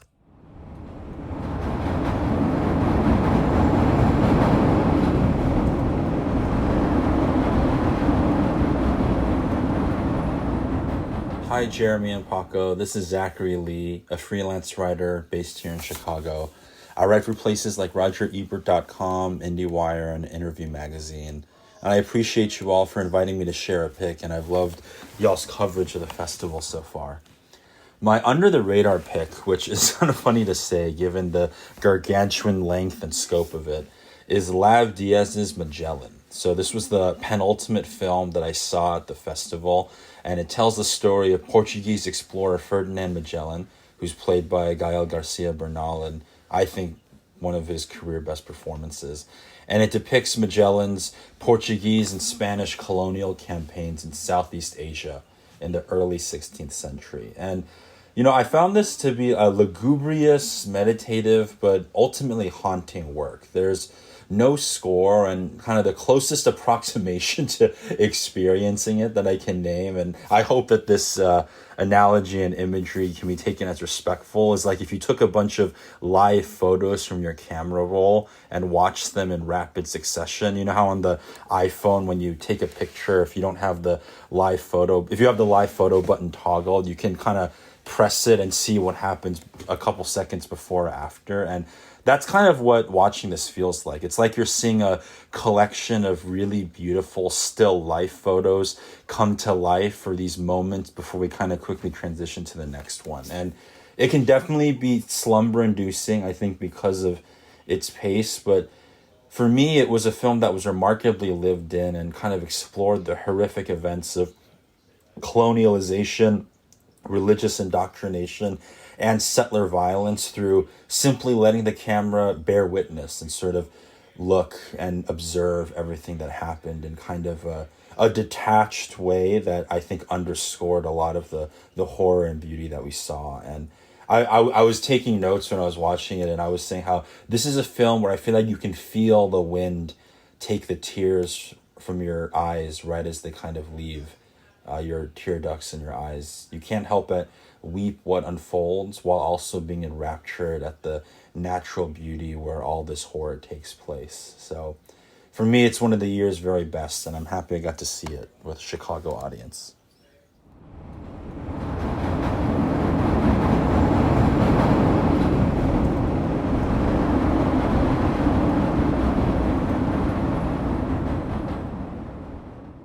I want to welcome to the podcast Public Relations Manager for the Music Box Theater and film critic Steve Procopi. Welcome, Steve. Thank you for having me. This is a dream come true. Exactly. And you've been begging me every week. Let me on. I wanted to talk a little bit about your experience with the Chicago International Film Festival.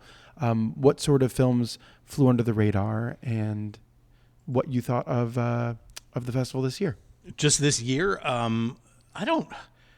I gotta say, I just looking at the list of things that I saw this year, I don't know if I saw a lot of things that flew under that I would consider like under the radar. But I will say, like, probably the one, my favorite, which is probably the one I don't even know if it has a distributor, is A Useful Ghost, which I thought was just tonally so hard to pin down, which is the kind of film I love, and it's funny, it's tragic. It's unusual, like in a Spike Jonze kind of way. And then, and it's all, but then it's from Thailand, which they have their whole other attitude toward ghosts. And it's the least scary ghost story you're probably ever going to see, but it is one of the most moving, you'll ever see, I think. And certainly this year, I think it was my favorite film of the festival. It probably is the one that the least amount of people I know saw. But I pray it opens at the Music Box at some point next year, because it's so good. It's wonderful. Yeah. Yeah. Other than that, I don't know, something like, I mean, I'm hoping I know the word is getting out about the plague.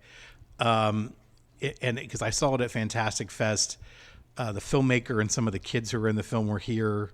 I understand Joel Edgerton popped in, even though he wasn't supposed to be there. He's in the film, so although not in a lead role. But that is just one of the most gut punchiest movies I've seen all year, and it's partly about bullying.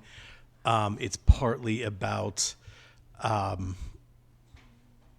just the way. I mean, it's about a group of kids, but it's really, today it's about adults too, and about just how you have to have someone who's either like an enemy. You need, like, adults need enemies. Adults need to thrive, and as their fuel to just get motivated to do anything. And they just pick on this one kid because they don't think he has the plague. They just like saying he has the plague because he's got some weird skin rash, and it's this one kid's attempt to maybe bridge a gap with this one kid who's just so isolated and socially awkward. But man, it just really hit hard. And I remember, I won't say who, but I saw this sitting next to someone kind of famous at Fantastic Fest, and afterwards he just like grabbed my shoulder. He's like, holy shit, the plague. Like, wow. It's like, yeah, that's the movie I want everyone to see. And that one does not have distribution I yet? think IFC has it. Oh, cool. No, it definitely does. And I just don't know when it's coming out, but it's quality stuff. And I think it's a first-time filmmaker too, which is even more shocking that it feels this confident and sophisticated and just beautiful. So The Plague, that was one recommendation. Do you have any other that you feel like stood out to you this festival? I'm trying not to just do genre films, but another one is called Marama. It's from New Zealand. It is classic Gothic horror, but told with a indigenous, point of view.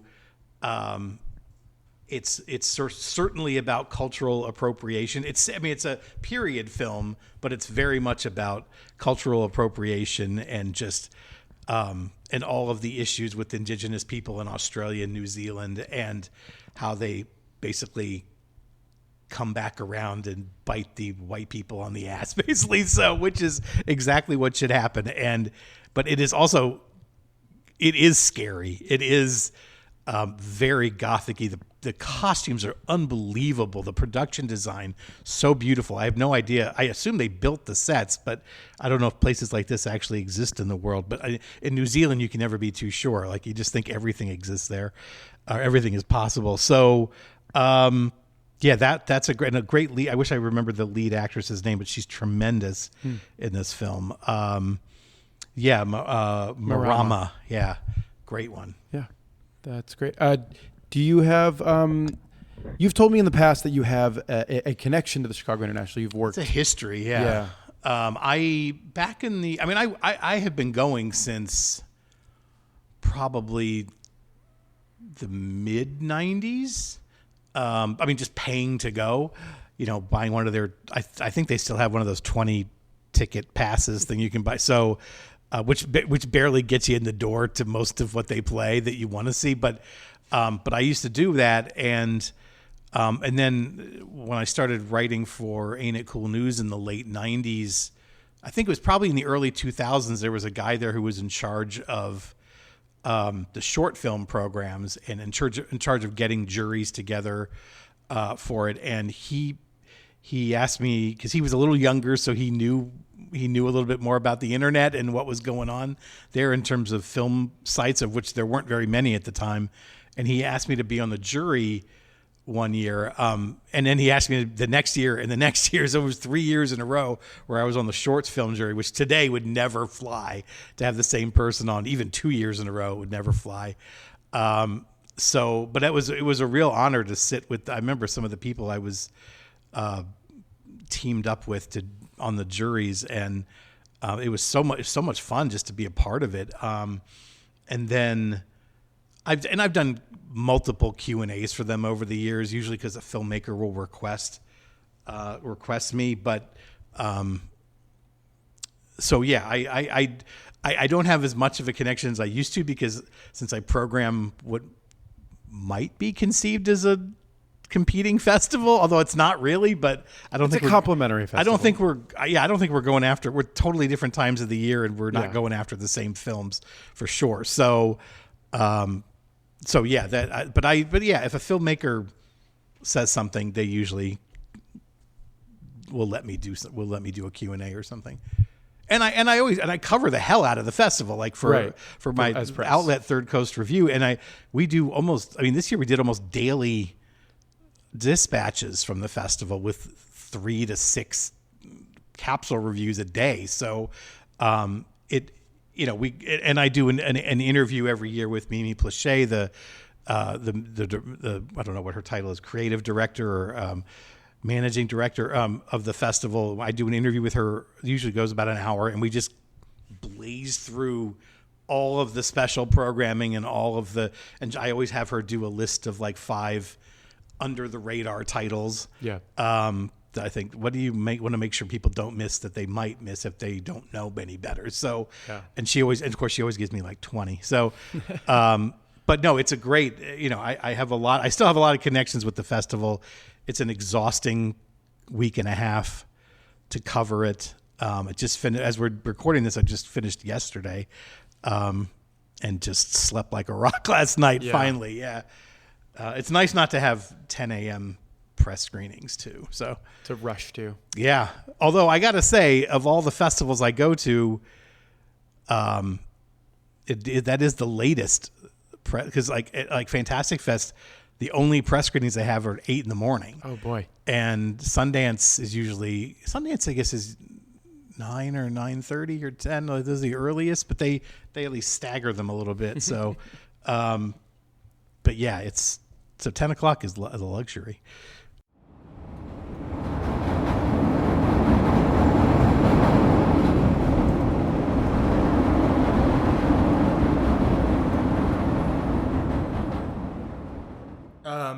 So Sentimental Value, new film by Joachim Trier, recently made Worst Person in the World, movie that was very successful. He had a summer, famously. It is Joachim Trier summer, according to Charlie XCX at one time. She was like 0 for 8, right? I think. Did Christian Petzold actually make the cut, or am I crazy? that would be awesome if she did that. Sorry. So which of the actors in Sentimental Value are you hit or miss? Renate Reinsma. Interesting. Because was this a miss? Me and Cullen have different thoughts. I mean, this is a miss. Me and Cullen both don't. I mean, I more than Cullen, I do not enjoy Sentimental Value. I think beyond it being overhyped, I just think it didn't work for me in similar ways to Worst Person in the World. Didn't fully work for me. But I thought she was fairly charming in Worst Person in the World. But I think that's an easier movie to like than Sentimental Value, just because it's very like light and fun and bouncy. But last year I saw A Different Man, and that like basically became my favorite movie of the year. And I thought that she was kind of incredible in it, playing like a very like weird and tough part. So I was like, you know what? She actually does have the chops. And then I saw Sentimental Value, and I was like, I don't know that I'm trying to watch a Renate Reinsma movie necessarily. So the movie is about this actress, played by Renate Reinsma, whose father is this famous like European director of the like 70s, 80s, and 90s. It's sort of hard to find an analog for like who he's supposed to be, but it's played by Stellan Skarsgård, who was they had a complicated relationship growing up due to like his absence and like how they talked to each other, and now he got a retrospective, and so now he's thinking about making a new movie for the first time in years that would be somehow related to the story of him and his daughter growing up, but also him and his mother. He wants Reinsma to play the role. She doesn't like him, so he won't. Then Elle Fanning comes is a famous actress who he like tries to court to be in the movie. Yeah, and then it's just like ups and downs. Yeah, the ups and downs of that, the complications within. But I found it to be very handsome looking, but very hollow in a similar way that I found The Worst Person in the World when I watch it, where I'm like, I wished it was a movie about like people who were like 20% more interesting. Like we explained the whole premise, and it's like you can basically in your mind write the rest of like what that movie is and like what happens and the sort of conversations that they're happening. I feel like there's like very little like scratching beyond the surface or finding anything interesting or exciting beyond just like little moments of his filmmaking, like bringing in montages and how it looks and how, like songs that play throughout. Yeah. So it's like I feel like as a director, he sort of has a good eye for like moving the camera and looking and stuff, but maybe as like a director of actors or like a screenwriter, I don't think there's a lot there, and it sort of irks me about his movies. Do you like louder than bombs? I haven't seen. Have you seen? That's the one with Eisenberg and Isabelle Huppert, right? Yeah, I saw that like a while ago. I didn't connect it to Worst Person in the World. I liked Worst Person in the World fine, but like the main central image of Worst Person in the World is her running around with the world not moving, and that just like didn't work for me at all. Like I know so many people who were like, that's so profound, and I was like, is it? Okay. Now, my counter is it's not profound, but it's cool. Fair. That's fair. I mean, I was like, same with sentimental value for you? No. Sentimental value, I'm more in Emilio's camp of like not really loving it. I think it just his style sort of works for me a little more. It's like Worst Person in the World. We also saw it this 2021 NIF. And then I was incredibly taken with it, like just a pure energy bolt, like of a movie. Seeing it then, and we rewatched it a couple weeks ago before seeing Sentimental Value, and it mostly like held up for me. There's like, and my complaint coming away from it, or even just like my takeaway is like it is sort of a great like beach read of a movie. Worst Person in the World, you know, it's very light, and there's like a couple parts where it's like a little trite and like doesn't really work, or like you can kind of gloss over because like the experience is more fun or whatever. And Sentimental Value, it basically is that also, just worse, where it's like almost incredibly trite. Like it really, Emilio say you can kind of write the entire movie just based on premise alone. You kind of like, there's not a lot that he's doing in that regard. And like, it does look nice. There's some like funny moments that they like are able to get out of this, and like it is handsomely made, like Emilio also said. But then like Elle Fanning, who's like an actress I like mostly, is kind of at sea in that movie, and like her character doesn't really give her a lot to work with. Reinsby I am more fond of. I think anything that is sold emotionally in that movie, which isn't a lot, is kind of sold through her and her performance. Skarsgård I think is good, but also just didn't blow me away. And it was like, getting out of that movie, I was like, nice, and then kind of went home and didn't really think about it much after, versus something like Miroir number 3, where it is very sticky, you know. That's fair. I'm going to transition us a little bit here, and I'm going to talk about a movie that I think none of us saw, but you correct me if I'm wrong, because it won the Golden Hugo. Did you guys see Surat? No, I had been meaning to. I've heard good things. Yeah, I've heard mixed things. I've seen I've seen a lot of 5 stars and a lot of 1 stars. So I'm like, I like a divisive winner. I like lack of consensus. So I from the few people I've talked to in person, I saw a lot of good things, and then from a few people I only follow online, I saw a lot of ridicule, especially out of New York. But that movie won the Golden Hugo. So I wanted to test you boys a little bit on the history of the Golden Hugo. I have listened to your guys' podcast, and you have little fun games every once in a while. And so I'm gonna play this generally this game, and we can stop if we're hitting a wall. We're really bad at it. I will. If we keep going, you know what? It's right on the tip of my tongue. Yeah. I think that the first couple ones that I mentioned, though, like back in history, might be a little harder. But as we get closer to now, you guys will lock in. I will give you hints as I go along. But are you guys ready to do the Golden Hugo quiz? I think so. I am.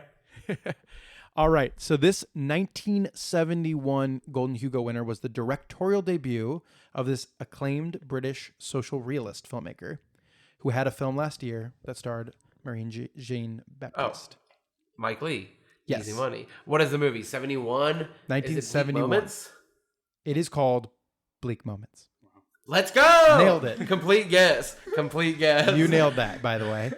That's awesome. Bleak Moments, great movie. Yeah, haven't seen it, so I'm happy you have.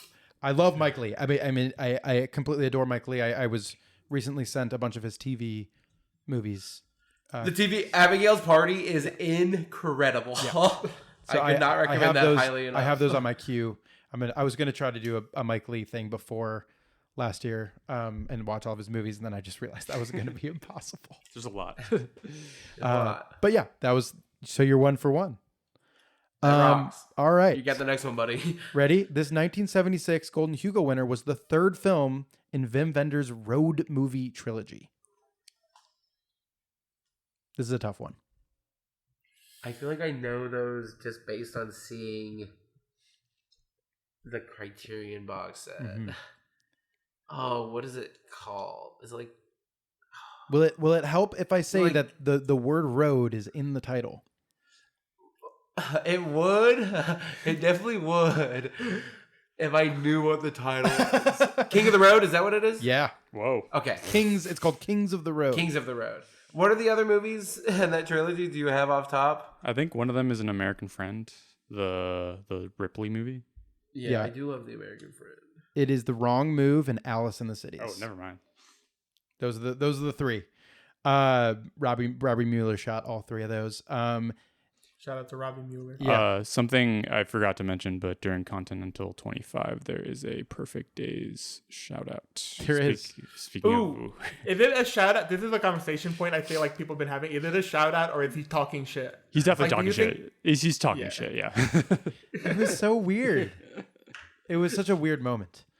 Just as we are calling back to things, there was one thing about Miroir number 3 that I forgot to mention was there is a great scene where Paula Beer comes up to this like auto body shop and they're listening to this song, The Night by Frankie Valli and the Four Seasons, which also at this New York Film Festival 2021, I saw this movie, The Segura Diaries, the Miguel Gomez movie, which is also incredible, but that song plays huge in that movie. And it coming back in this, it starts and I'm like, Emilio had seen the movie before me and he texted me and was like, huge Cullen needle drop and new Petzold. And I was like, can't wait. And then when it happened, I was like, this is incredible. They're playing this song. I love it. And then like later in the scene, she's like, what was that song? That was really good. Literally, play it again.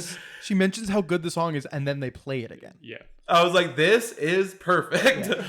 Yeah. More movies should mention how good their needle drops are and then just do it again. Let me test you guys on this one.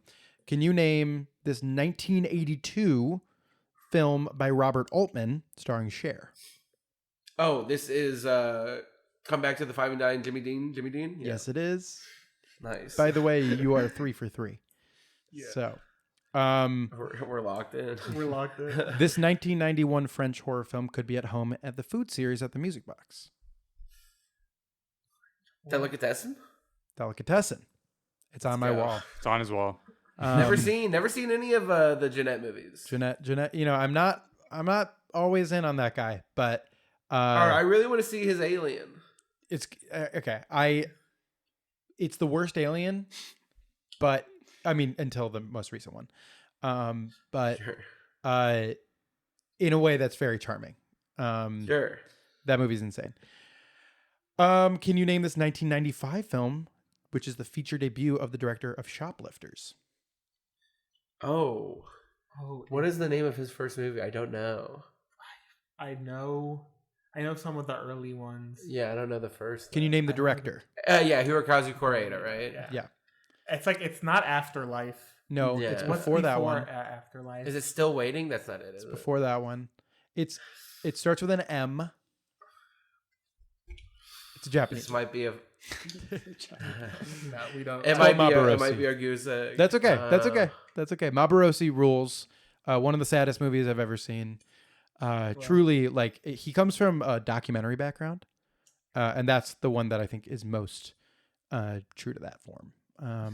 What's the one we had to watch for the Air Doll? Air Doll's good. If you haven't seen Air Doll, it's good. No. Guy who buys a blow up doll and like it turns to a real person, like in the sort of movie, not like in the text at all. Just like it's played by an actress, and really good score by World's End Girlfriend. Awesome movie. I'm gonna get you guys. I'm gonna get you guys on this next one. I don't think you're gonna be able to name it, but I had to mention it because it's such a weird Golden Hugo winner. This 1997 film is one of only 2 films directed by the late great Hans Gruber. Oh, well, don't know any of Hans Gruber's films, unfortunately. Other than Die Hard. He's good in Die Hard. There's Alan an actor, Rickman. and they made a movie of the video game Until Dawn, and there's an actor in it named Michael Cimino, spelled exactly the same. And this is Hans Gruber just reminded me of that. This is a really weird movie called The Winter Guest. I felt like maybe my test was too easy, so I threw one in here that I'd never heard of before in my life. Featuring Emma Thompson. I was like, this is an extremely weird movie that Alan Rickman directed that won the Golden Hugo that nobody realizes exists, which I found really interesting.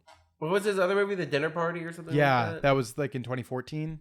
Yeah. Didn't see. I was going to say the only movie directed by Hans Gruber, but that wouldn't have been true. This 2000 Golden Hugo winner is one of the Trilogy of Death, and maybe the only good Inarritu film.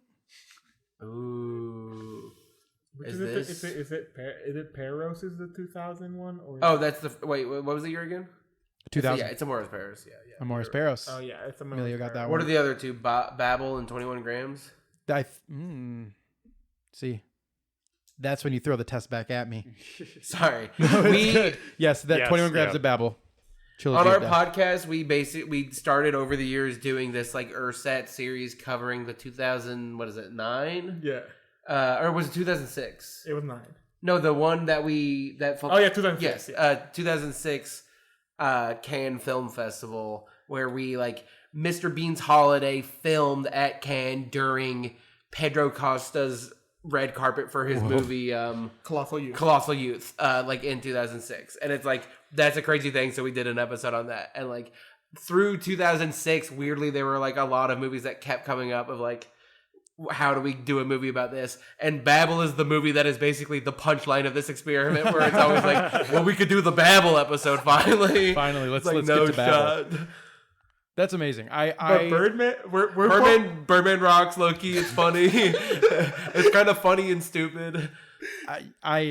I don't like Babel. Him winning Birdman, like Best Picture for that is like a grift. I think everyone fell for that. I think that there is a type of movie that I need to wait 20 years to rewatch, and I think Birdman's on that list.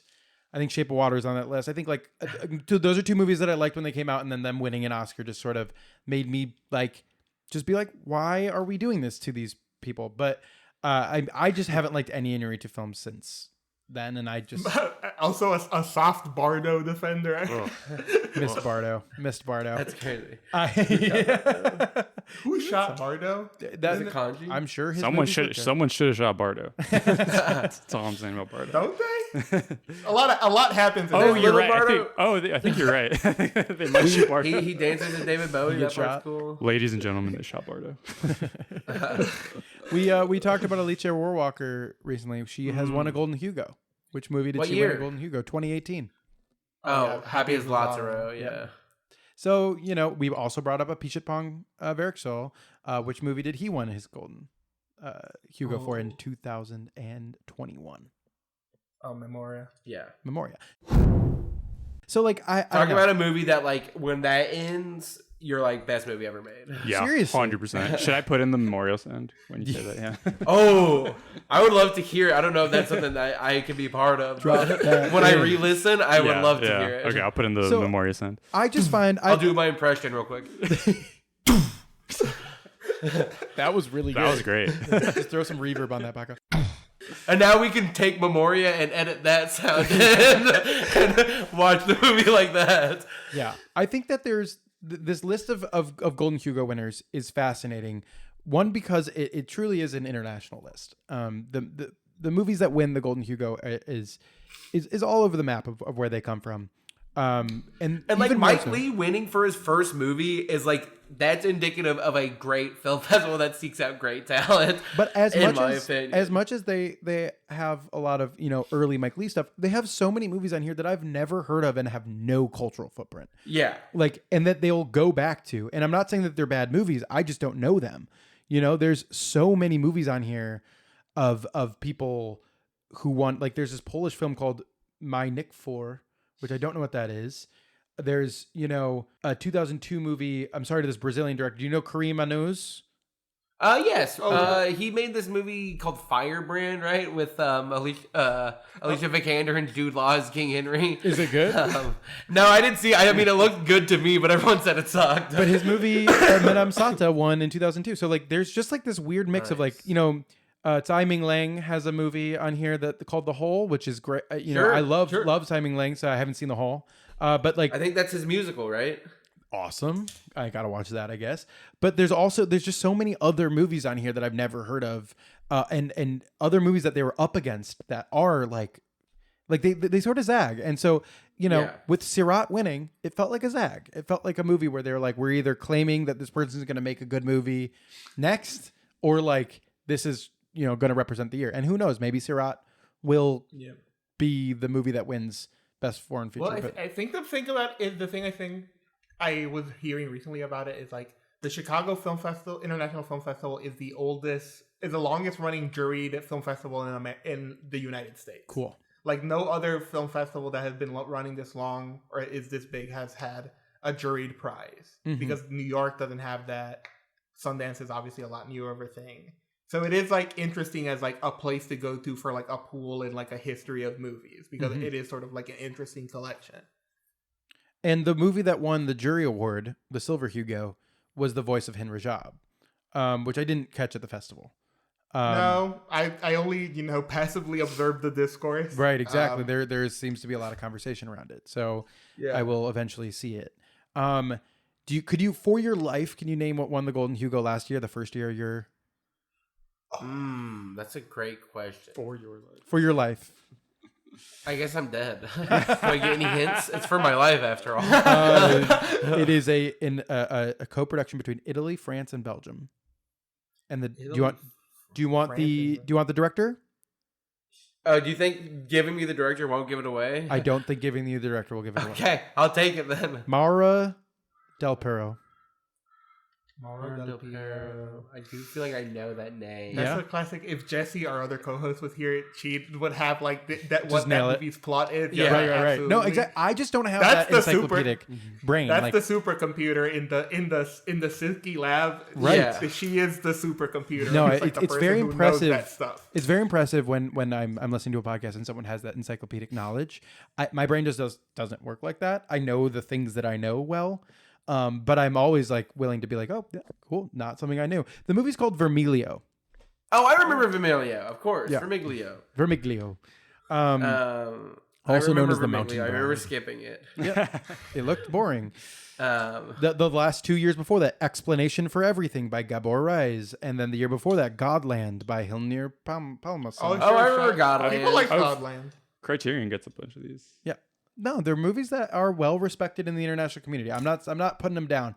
They're just not movies that are remembered as well. Well, talking about movies that are respected in the international community, another thing I want to echo from the last podcast that this one might have been the first recap where you were talking about Roy Andersson movies in comparison to A Useful Ghost. Is that what that movie is called? I need to see A Useful Ghost now because I love the two Roy Andersson movies I've seen about endlessness and a pigeon sitting on a branch reflecting on so it. good. About endlessness is good. Those movies are so awesome. He makes movies in such an insane way. Yes. Yeah. Like his process is insane. Like that guy is awesome. He has more of a style than than Useful Ghost does. I think that like this director, the Thai director, I don't know their name, who made A Useful Ghost, has a style that's developing. Roy Andersson, the style is right on the surface. Like it is so remarkable.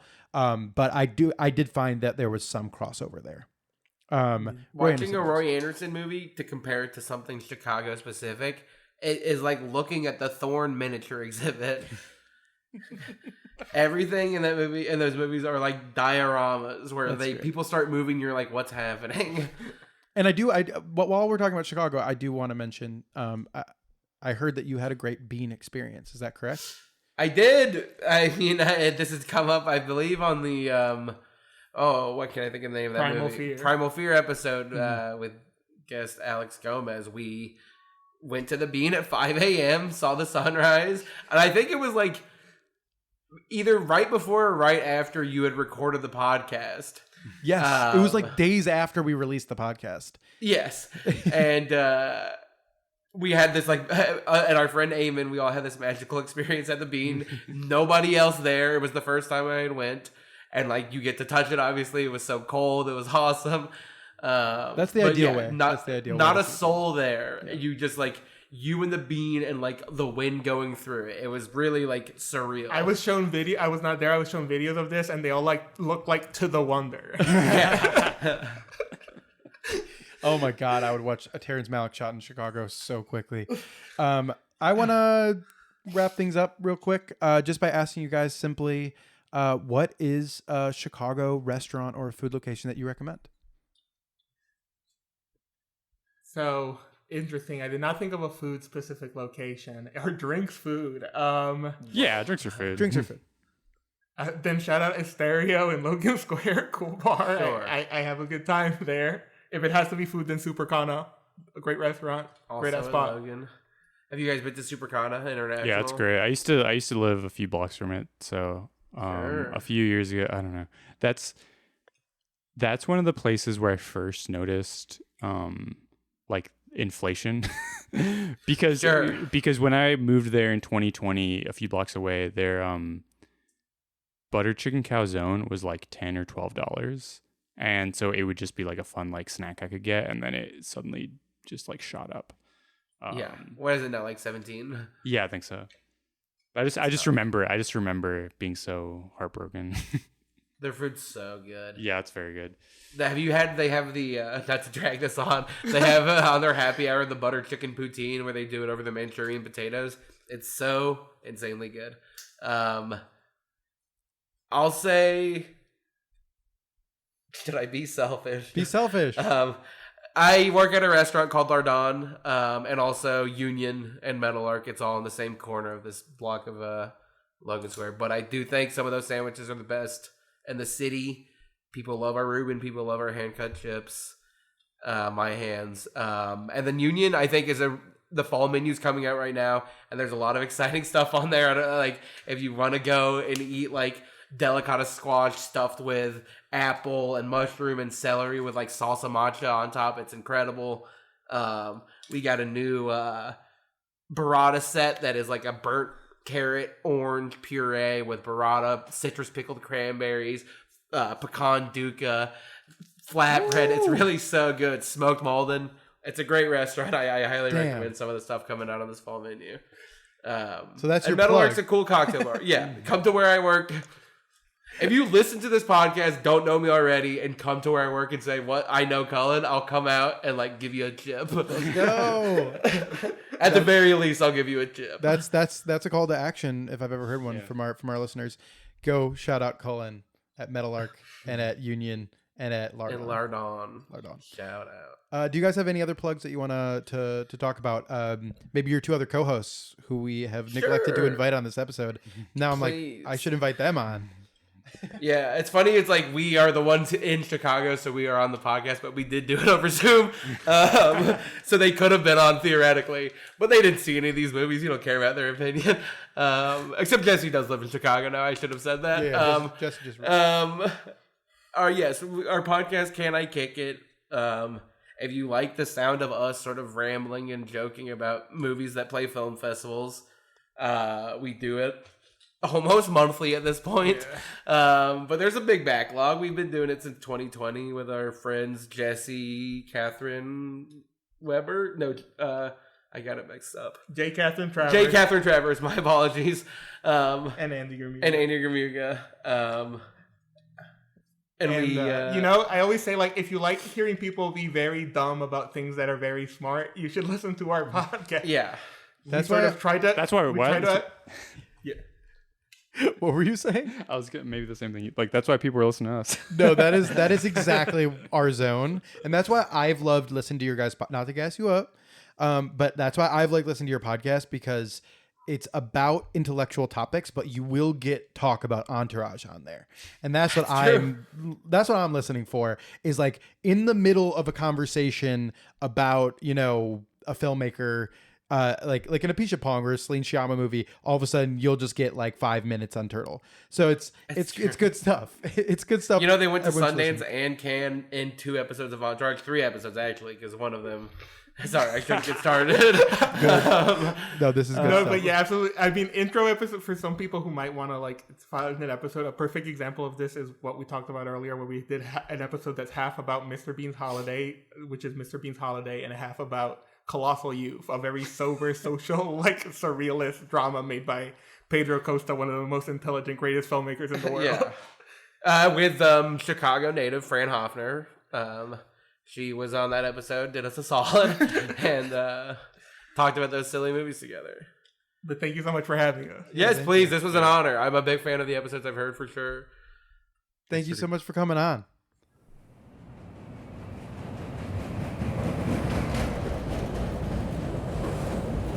Please be considerate when talking on your phone or listening to electronic devices.